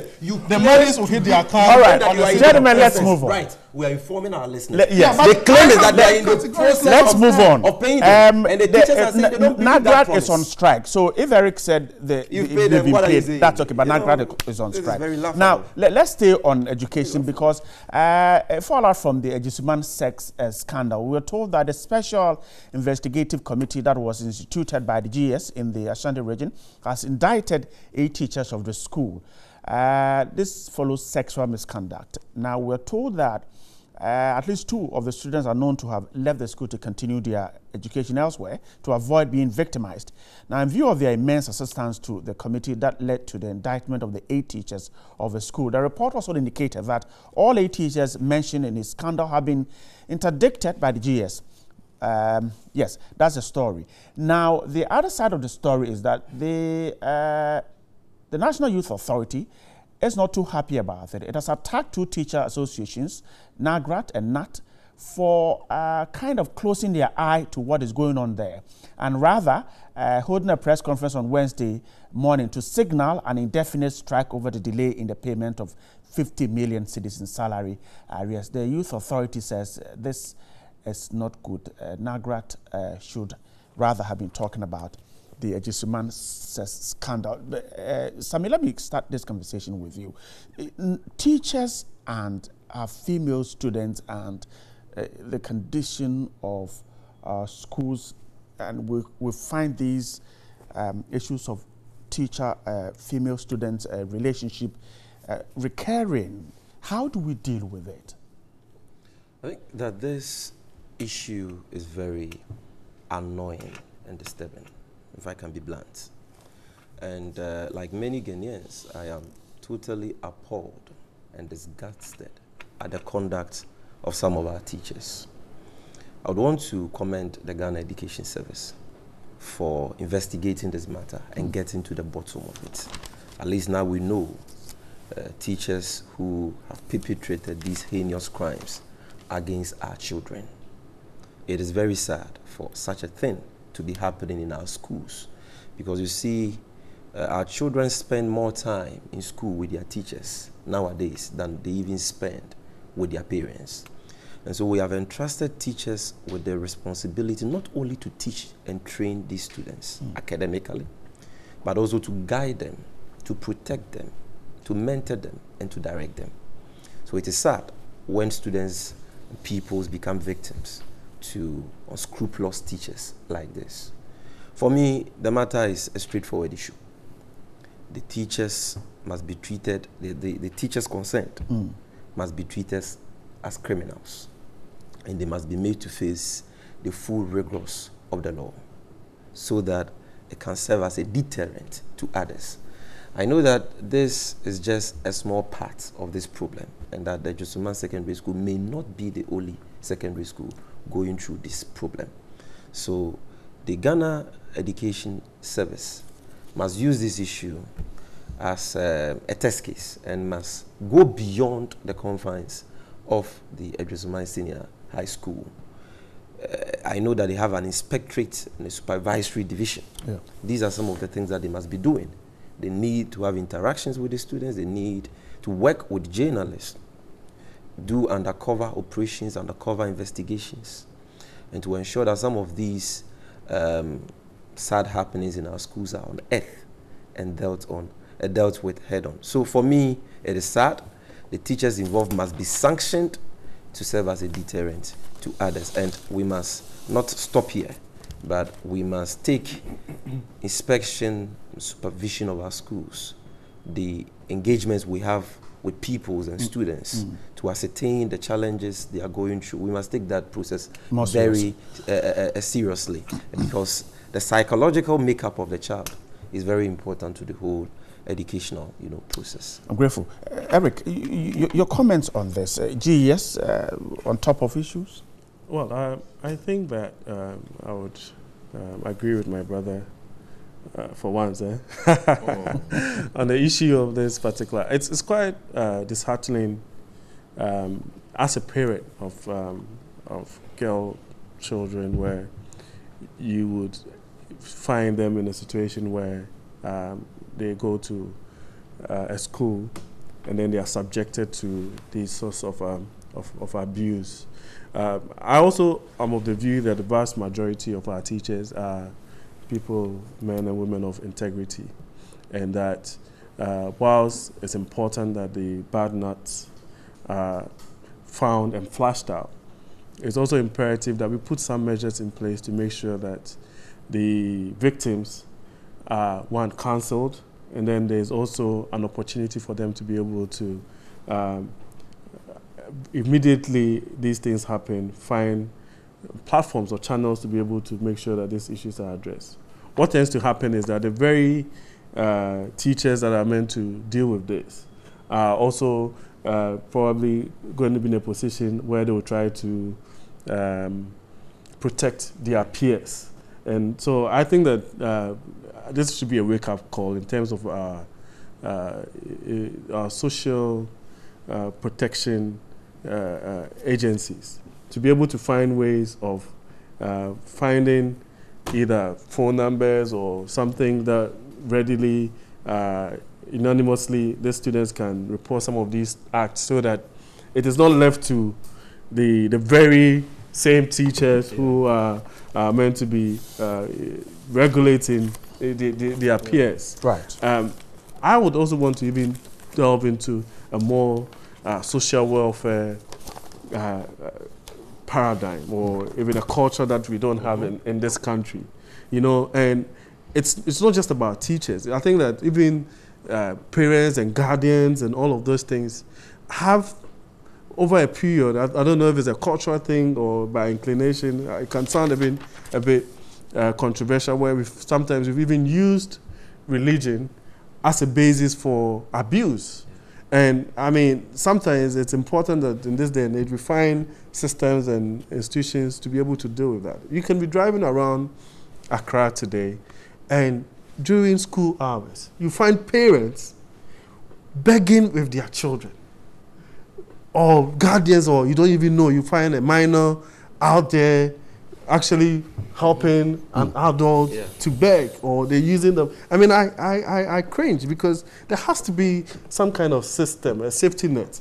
But what it means is that as a people, we haven't really averted our minds to the rights of children or minors. And it's imperative. I mean, and across board in certain parts of the country where you go, where children are used for child labor and all of those things, and there's this refrain that, oh, it's our culture, kids are meant to work. Fine, everybody knows that. But it's important that it doesn't bother on abuse or a suppression of their full potential. And that something has to give. For instance, these children walking around and all of those things can be victims of abuse as well. Right. So maybe because these ones are in secondary schools, that's why they have an opportunity to. But there's a lot of these things happening around. People who have maid servants or whatever, houseboys, and the sort of treatment that is meted out to them. There has to be somebody or some kind of institution that will look out for all of these people, because it's important that we don't create a society of difference in terms of people who have and those who don't have. All right. So it fits into a bigger narrative. And I don't know if it's a cultural thing, but when it comes to the rights of children, once you start talking about it, you become, so they'll call you Obroni. You understand? And the refrain is that when we were kids, or that's how our parents treated us, and you understand. But I think that it's important that some of the things that have, for instance, I always use this joke that everybody growing up in Ghana was beaten when they were late to school. However, they become adults, and that culture of being late to events and all of those things hasn't changed. So maybe somebody should sit back and ask ourselves, even these teachers holding the canes in the school, is it the right thing to do? Is it the right thing to do? Okay. It's a conversation All that right. we should have. There's been conversation about corporal punishment and all of this and its effect. I know that I have probably started a debate out there, but it's important that we take a look at some of these things. Eric, I'm grateful. Right. And let's quickly touch on this one. In Sierra Leone, Julius Maada is the president now from the results that were released yesterday.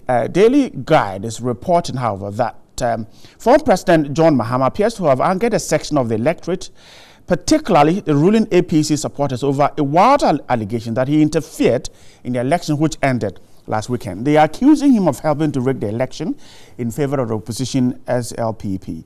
The new president is a retired brigadier and former military ruler.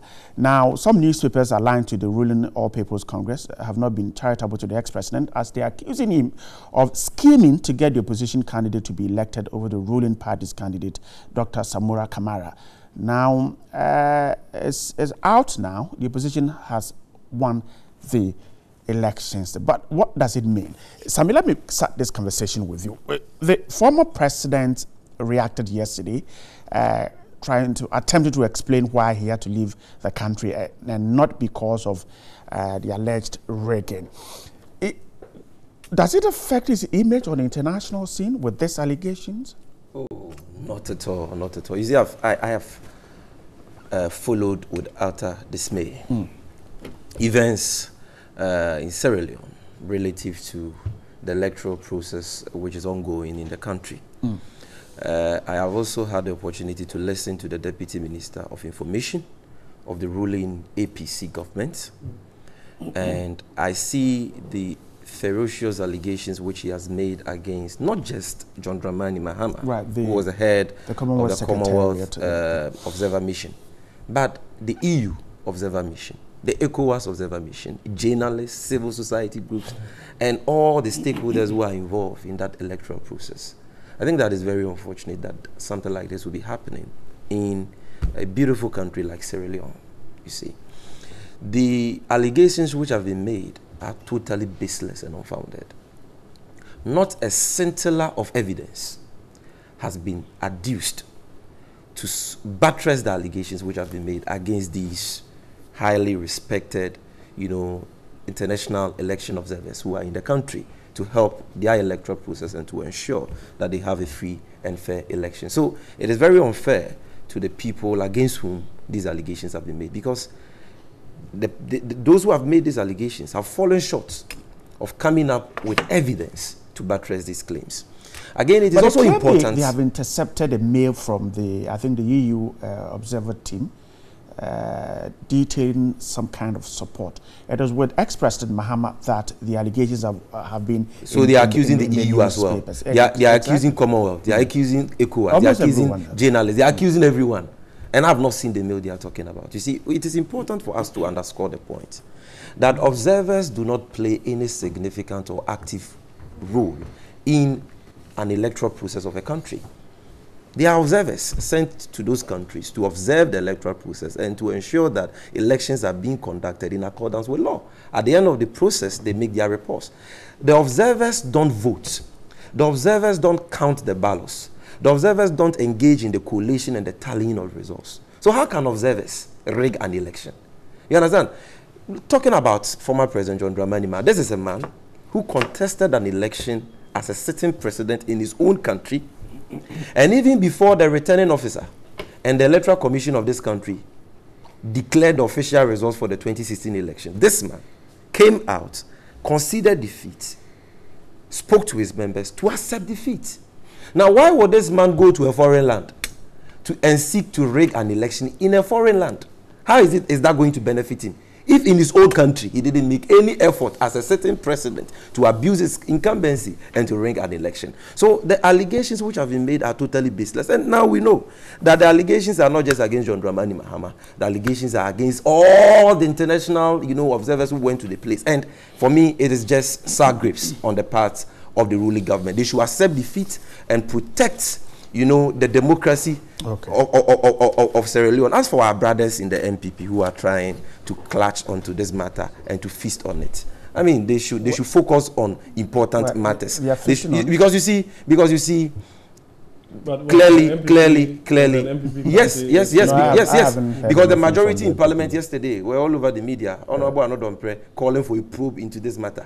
When we are yet to conclude discussions on the bogus Ghana-US military deal they have signed and how they have auctioned our okay, Samuel, let me pick some comments from. I'll come to you. Eric, I'll come to you. Relax. That's totally business. Relax. Let me go to. Okay. John, good morning once again. Yes, good morning. Thank you. I was just telling Sami to pull the brake. So, Michael Lamini in the UK says, as a matter of fact, it's very shocking and disappointing for the government in power in Sierra Leone to make such a serious electoral conspiracy against former President Mahama in influencing the recent runoff in Sierra Leone in favor of the opposition party, and Ibrahim Mahama also fingered in financing the opposition party. The allegations against former President Mahama and his brother should be treated with the seriousness it deserves, because it has serious repercussions on the credibility and reputation of former President Mahama. Sule Sunyani Kotokrom says, National Democratic Concert Party, NDC, you say, leaves President Nana Addo alone to build the country for us. NDC will stay in opposition for a long time. Mark it today. Ghanaians are suffering because of your incompetency, not Nana Addo's 14 months in government. The president is on the right path, so leave him alone. My greeting.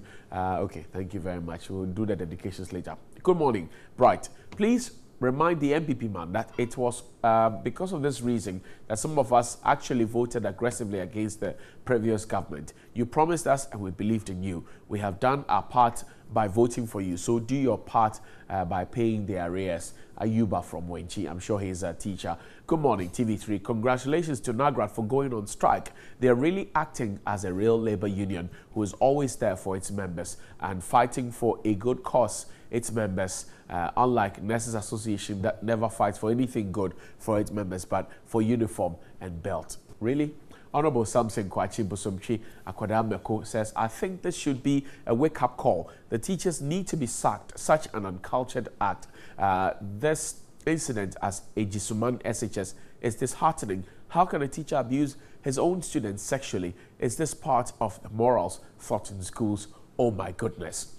Walanyo Akwecha says, good morning to you, TV3 crew. In fact, I'm wondering whether former President Mahama, if a former President Mahama can comment on Sierra Leone election rigging and can be quick to tweet to support the fruitless demonstration against the U.S. military base. But why has he kept mute over the leaked documents agreement that he signed the U.S. military? I don't get. Mahama is too hypocritical and double standards to turn round to paint President Akufo-Addo's administration black. You say if he is not aware of this agreement, he should please come first, serve. Okay, so thank you very much. Good morning. Right, we are now aware of all the lies the MPP promised in the 2016 election. I'm still waiting for my one village, one dam in my small village before it starts raining again. Mr. Kim promised. We are now further up with this Osman Mudassir Jison Nayili. And please tell the MPP guy that my constituency is waiting for the $1 million promised by incompetent Baumia during their campaign time. We'll read the rest later. Bright, I thank you very much. Grateful.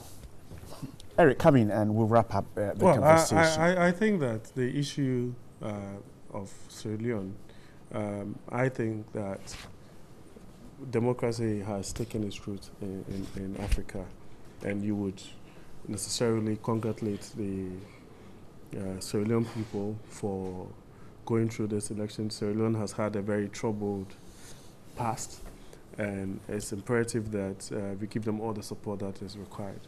I'm not sure anybody in the MPP is latching on this story. I think that if anybody, when it comes to international relations, says that, well, if there's an allegation that's made by one of our sister countries and part of the ECOWAS as well on anybody, not alone a former president, it's imperative that we find out exactly what the merits of the allegations are. So there's absolutely nothing untoward when it comes to asking for some kind of probe. You see, my friend here is forgotten the 3 or 4 days of uncertainty that the President Mahama administration brought to us when we just after the 2016 elections. But again, he's forgotten. He's forgotten the stance taken by the NDC, where they said they were in a comfortable lead and were calling people to order and all of this. That was on the night of the 7th of December. That is okay. But is it important to also state that some of these things has a way of marring our relationship with other countries, you understand? And if there's any truth in it, let's investigate. There's nothing. If there's nothing in it as well, are you saying I'm that sure the High Commissioner of UK is Sierra Leone? I'm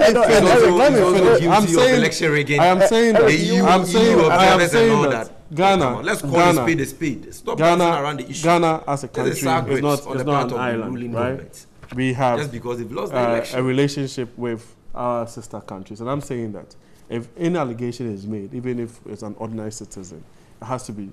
What has that got to do with Ghana? If John Dramani Mahama was there as the chairperson of the Commonwealth Mission. You allow him on behalf of Ghana. I need to correct him. No, but I'm saying that I have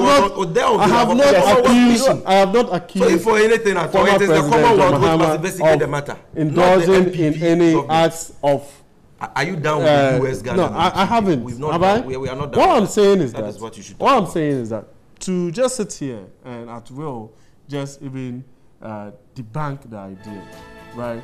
It's important that our relationship with our neighboring countries is not marred by some of these allegations. So you think we need to investigate? I think that's what you're saying. Yes, Any call that should be investigated or should be probed should not be taken out of context in the manner that my friend here is for mischief purposes. But you know what you are up to. Okay. What am I fine? All right, gentlemen, we have wrapped up the conversation this morning. Dealing with and this stop relationship, auctioning our sovereignty and then of course, people I am grateful in the affairs of other countries is also. I am grateful. That's okay. We have concluded. I'm grateful, gentlemen, for your time this morning. Eric Chum is a Deputy Chief Executive of the Ghana Export Promotion Authority. He's a member of the NPP's communication team. Sami Jemfi is a member of the NDC's communication team as well. Grateful for your Thursday morning. And if you send in your comments, we are grateful to read them. Stay with us. Also remembering, on 6th March, millions of Ghanaians and foreigners thronged to the Independence Square to celebrate Ghana at 60. But of course, we know that many years down the line, there have been some restructuring that has taken place, but that doesn't seem to keep the state of Independence Square in a good shape for anybody to be at. But let's see as we go back and visit that place to see if the structures are good for Ghanaians to visit. Johnny Hughes visits the place with Community Connect team. Let's see this. The Black Star Square, also known as the Independence Square, is bordered to the east by the Christianburg Castle, the west by the Kwame Nkrumah Memorial Park. The Accra Sports Stadium sits to its north, while the Gulf of Guinea borders it to the south. The Independence Square was commissioned by Ghana's first president, Dr. Kwame Nkrumah, in 1961, in honor of the visit of Queen Elizabeth II of Great Britain. The square is an important center of attraction and a point of convergence for Ghana's Independence Day and May Day parades, as well as some major national public gatherings and national festivals like church services, concerts, and monthly Women Aglow prayer sessions. A 30,000-seater capacity comprising 8 stands, the Black Star Square can boast of the Independence Arch, which houses the presidential days, the Black Star Monument, the statue of the proverbial heroic Ghanaian soldier, and the perpetual flame stand. It is a real sight to behold from afar and a major tourist attraction.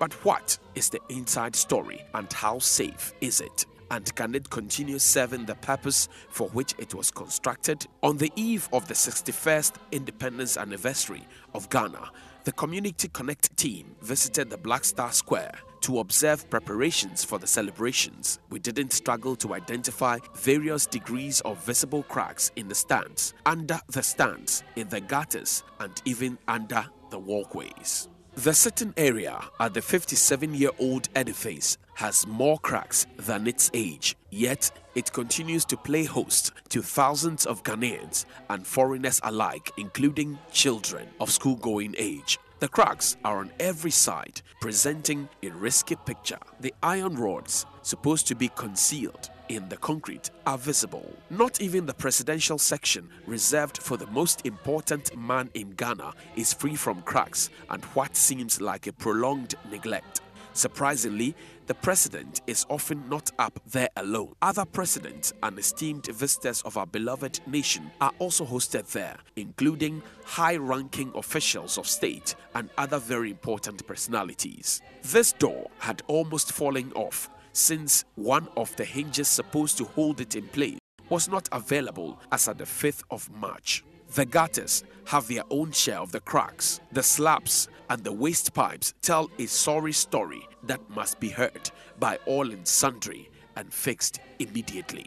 The terrazzo steps that leads to the perpetual flame stand that plays a significant role during the independence festivities cannot hold on anymore, so they have given up and are falling apart. They are shaky. This access bridge tells its own story, a story of gradual decay concealed under the guise of a wooden bridge. And where are the seats? Who took them? Do they know that it cost us an arm and a leg to install them? Who has the duty of care to protect our investments? Will Dr. Nkrumah be happy with how we have managed this priceless gift which he bequeathed unto us? Is this what the Black Star stands for? And oh, is this how well we can manage our own affairs after 61 years of independence from the colonial masters? Who will fix this mess?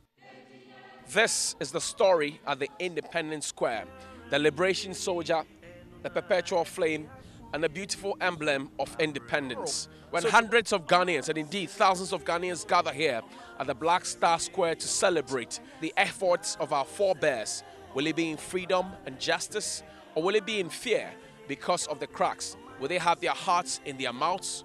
What are duty bearers doing about this? Does this reflect our attitude towards maintenance? For Community Connect, this is Johnny Hughes from the Black Star Square in Accra.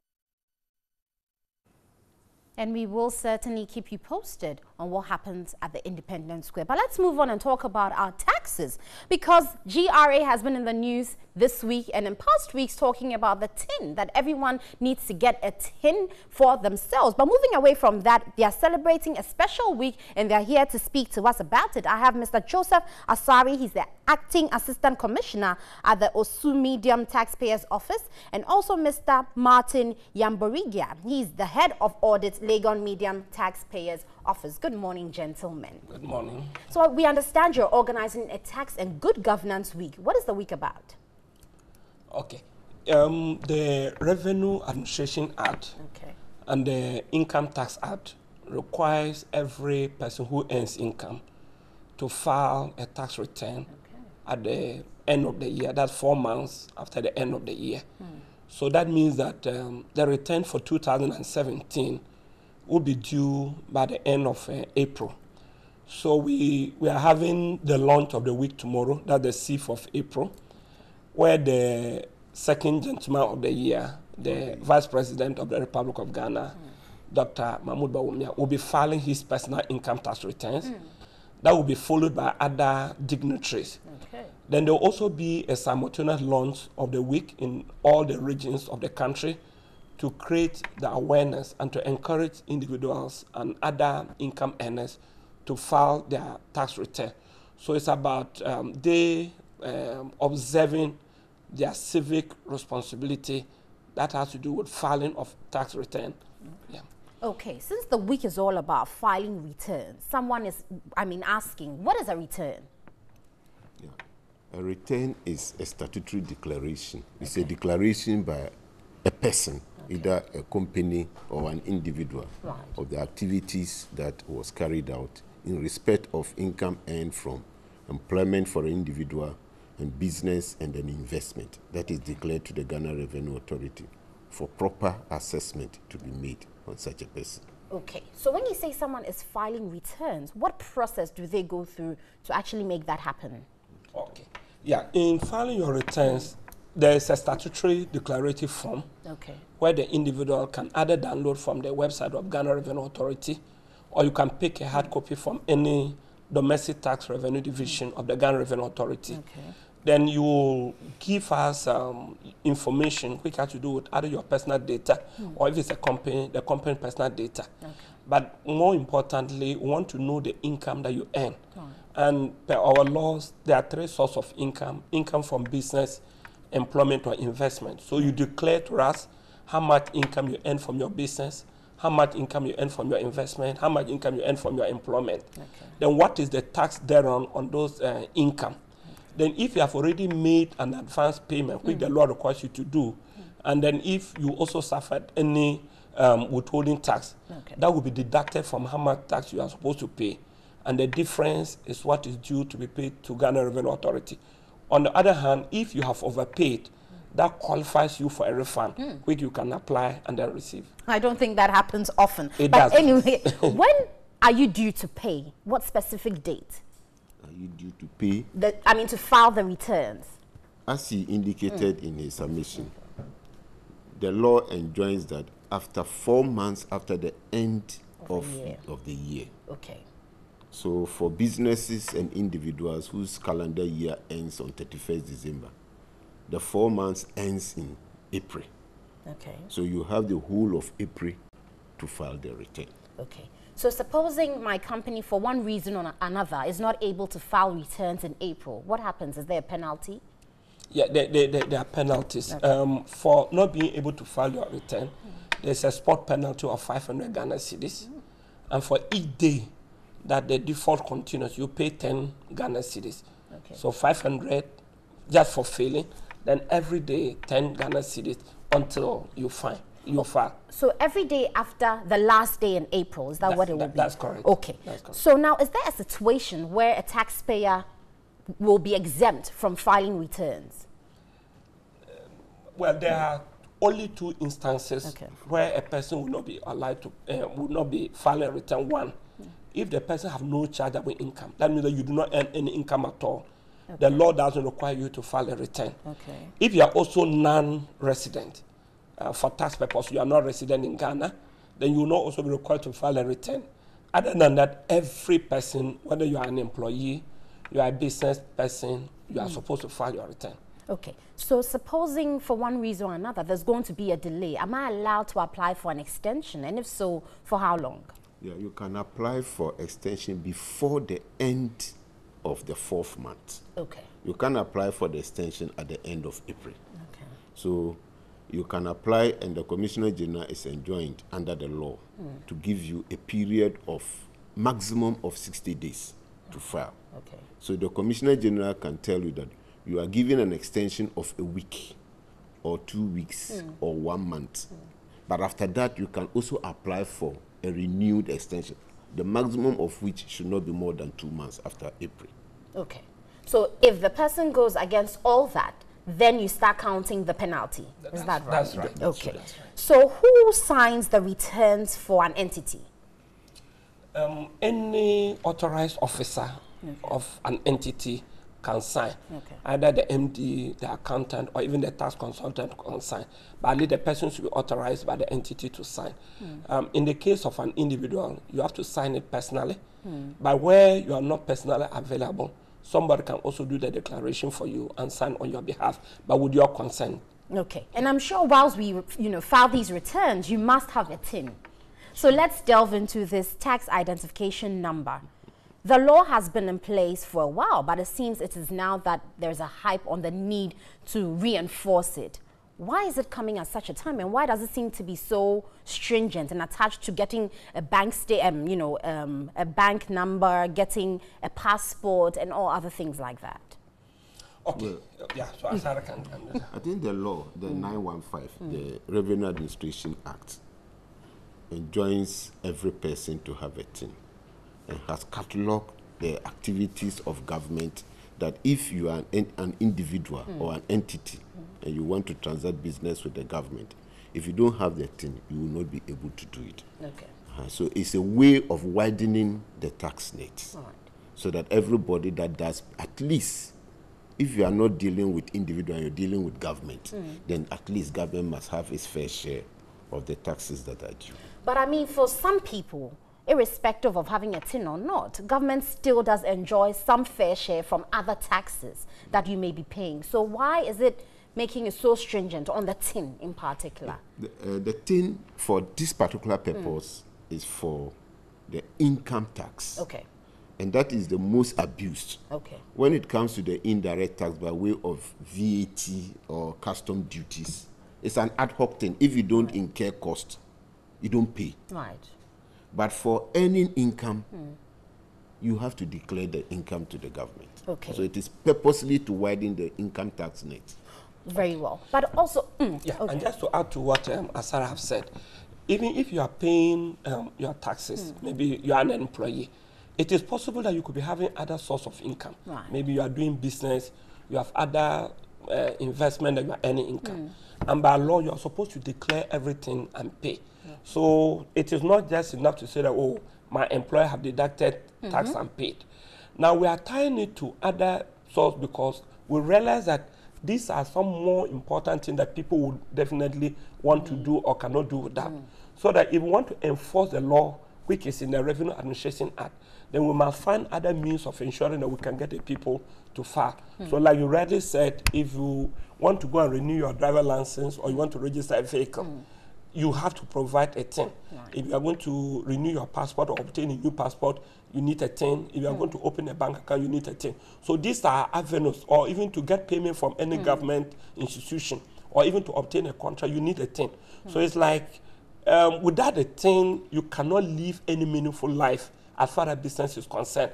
That will make everybody to get it. It's for the purpose of identifying the taxpayer and knowing who is supposed to pay tax and then how much income we are supposed to receive for the nation. Very well. But would you agree when people say that they haven't really understood the campaign, or there hasn't even been much awareness during this campaign period? Yeah, definitely that is what most people will say. Because when it hasn't hit you, you don't appreciate it. Right. It is when you are visited by the circumstance that you are asked that you need a TIN. Very well. Then you see the awareness, you get the personal awareness that you need to do it.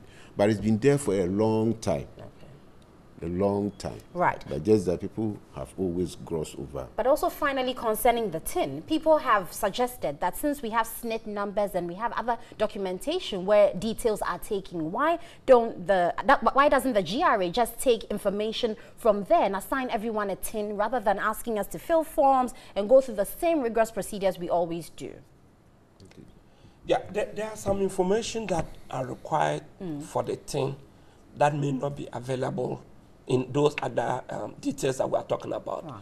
And we want to first of all identify you. For example, if you are an individual, we need to provide any national ID card, either a voter ID card, a driver license, or the national ID, or a traveling passport. We don't know whether other organizations might have required those documents as proof that you are the right person. Right. So that is why we cannot rely on that data, that we need a data that at least that can ensure that the person we are dealing with is the actual person that we are supposed to deal with. We want to also avoid multiple registration. And then these documents are there to serve as a primary key. So that once your information has been captured with those documents, if you provide the same document to GRA, the system will tell you that no, you have already been registered and you have a TIN. And the TIN is also a unique number. It's a unique number which is different from all other numbers. Ideally, if the national ID was working properly, we could have relied on that one. But until we get there, we need something that we can use until probably we all congregate at one with the national ID. Very well. So finally, what are some of the activities lined up for the week, quickly? Some of the activities lined up are, as he indicated earlier, tomorrow the Vice President will launch it, and then after that he will file his return, to be followed by other dignitaries. All other regional ministers will also do same in their respective regions. There's also going to be a task clinic for the whole week where individuals will go in to file their return. There's going to be a talk show. There's going to be what do you know within the universities to be aired on GTV. And there's going to be some, Martin, add the rest. Well, just like we are doing here, it's part of it. Any medium of communication where people can get this in float, I mean, TV, talk, quiz, radio, everything. I mean, whatever means that Ghanaians will get to know the importance of fulfilling their civic obligation in filing their tax return, we'll use that. Very well. And on that note, I hope you will go out there and file your returns. I have been speaking to Mr. Joseph Asari. He's the Acting Assistant Commissioner at the Osu Medium Taxpayers Office, and also Mr. Martin Yambarija. He's the Head of Audit, Legon Medium Taxpayers Office. We'll take a break at this point. We'll be back with more here on New Day. Stay with us.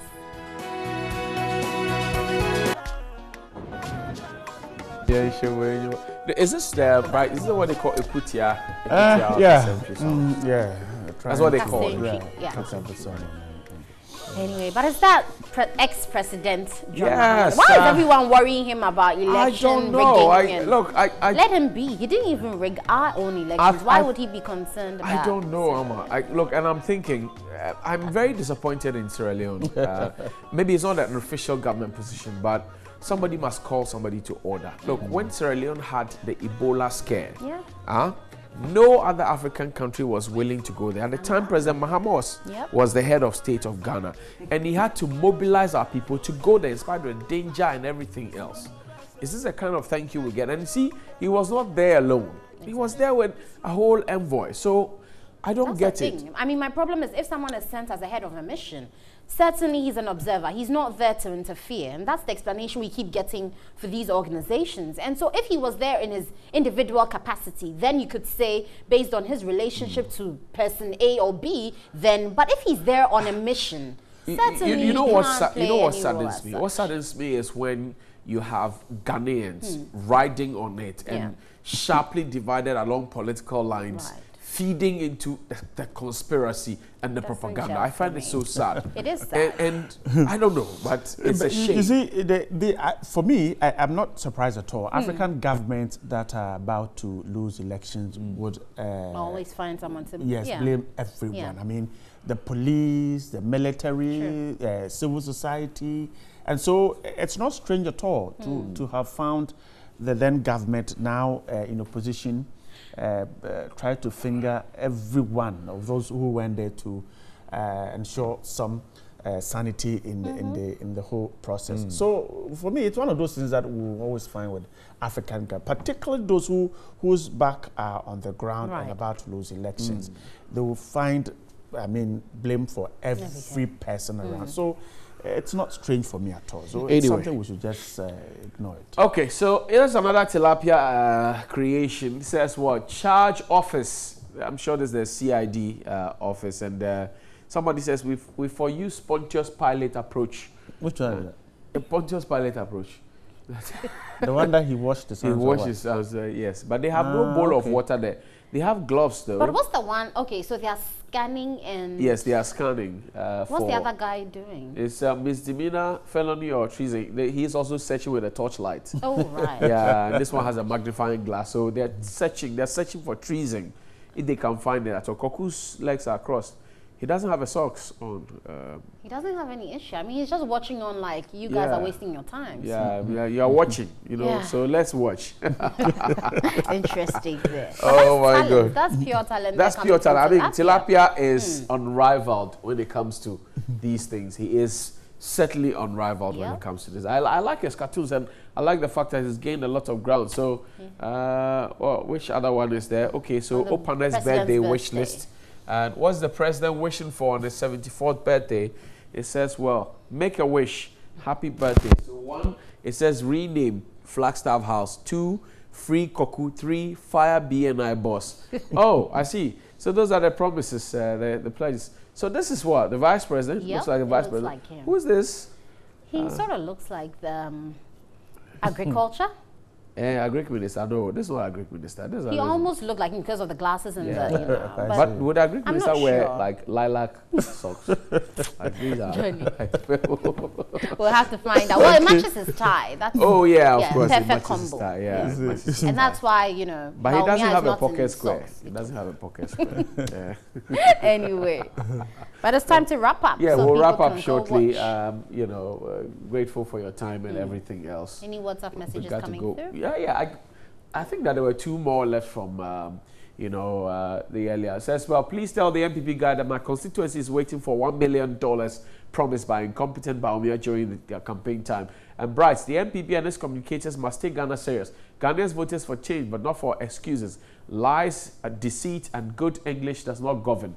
The Dagomers have their saying that the stick that is used to beat the elder auntie will be used, the same stick will be used to beat the younger auntie. Okay, so I buy a Boban, Santos, Tamale. The MPP man is grossly confused. If the Mahama-led administration had paid them, will we be talking about arrears again? Everybody knows very well that President Olu promised of paying these arrears when elected into power. Now you're in power, pay them, and you're bringing the issue the previous government. What kind of ungrateful leaders are we surrounded ourselves with now? Pay them, period. Alaji Topman in Zebula. I'm sure you're talking about NAGRAT and all of that. Yeah. I heard somebody say earlier today that NAGRAT folks are sleeping with their children. And the government is holding on to their money while they are complaining. But please, they should pay them. It's their due. But anyway, for the TIN numbers, for those who haven't gotten their TIN numbers yet, you can register on www.gra.gov.ga. It's a simple process, so try it out there. Register. Yes, just go on that website. You don't need to go to that office. And your TIN will pop out easily? Yes, but make sure you have a scanned, you know, proof of identification to attach to that okay, you need to scan to attach. Yes, you need to scan because you need a proof of identification. But if you add, you see, and that's what I've been talking about. If we had a synchronized system, I could just punch in my passport number or my voter ID card. And everything shows then that it will be able to give them the data that they need. Yeah, but unfortunately, until we get there, Mr. Vice President told us that we'll get this last year, September 2017. We are April. October, November, December, January, February, March, April. 7 more months, Mr. Vice President. Good morning. Alaji, how far? How far? It will come. And on how far we also have to go. But is the president's ID card, is it functional? I think so. I hope so. It's functional. No. It better be. Anyway, guys, we'll see you same time tomorrow.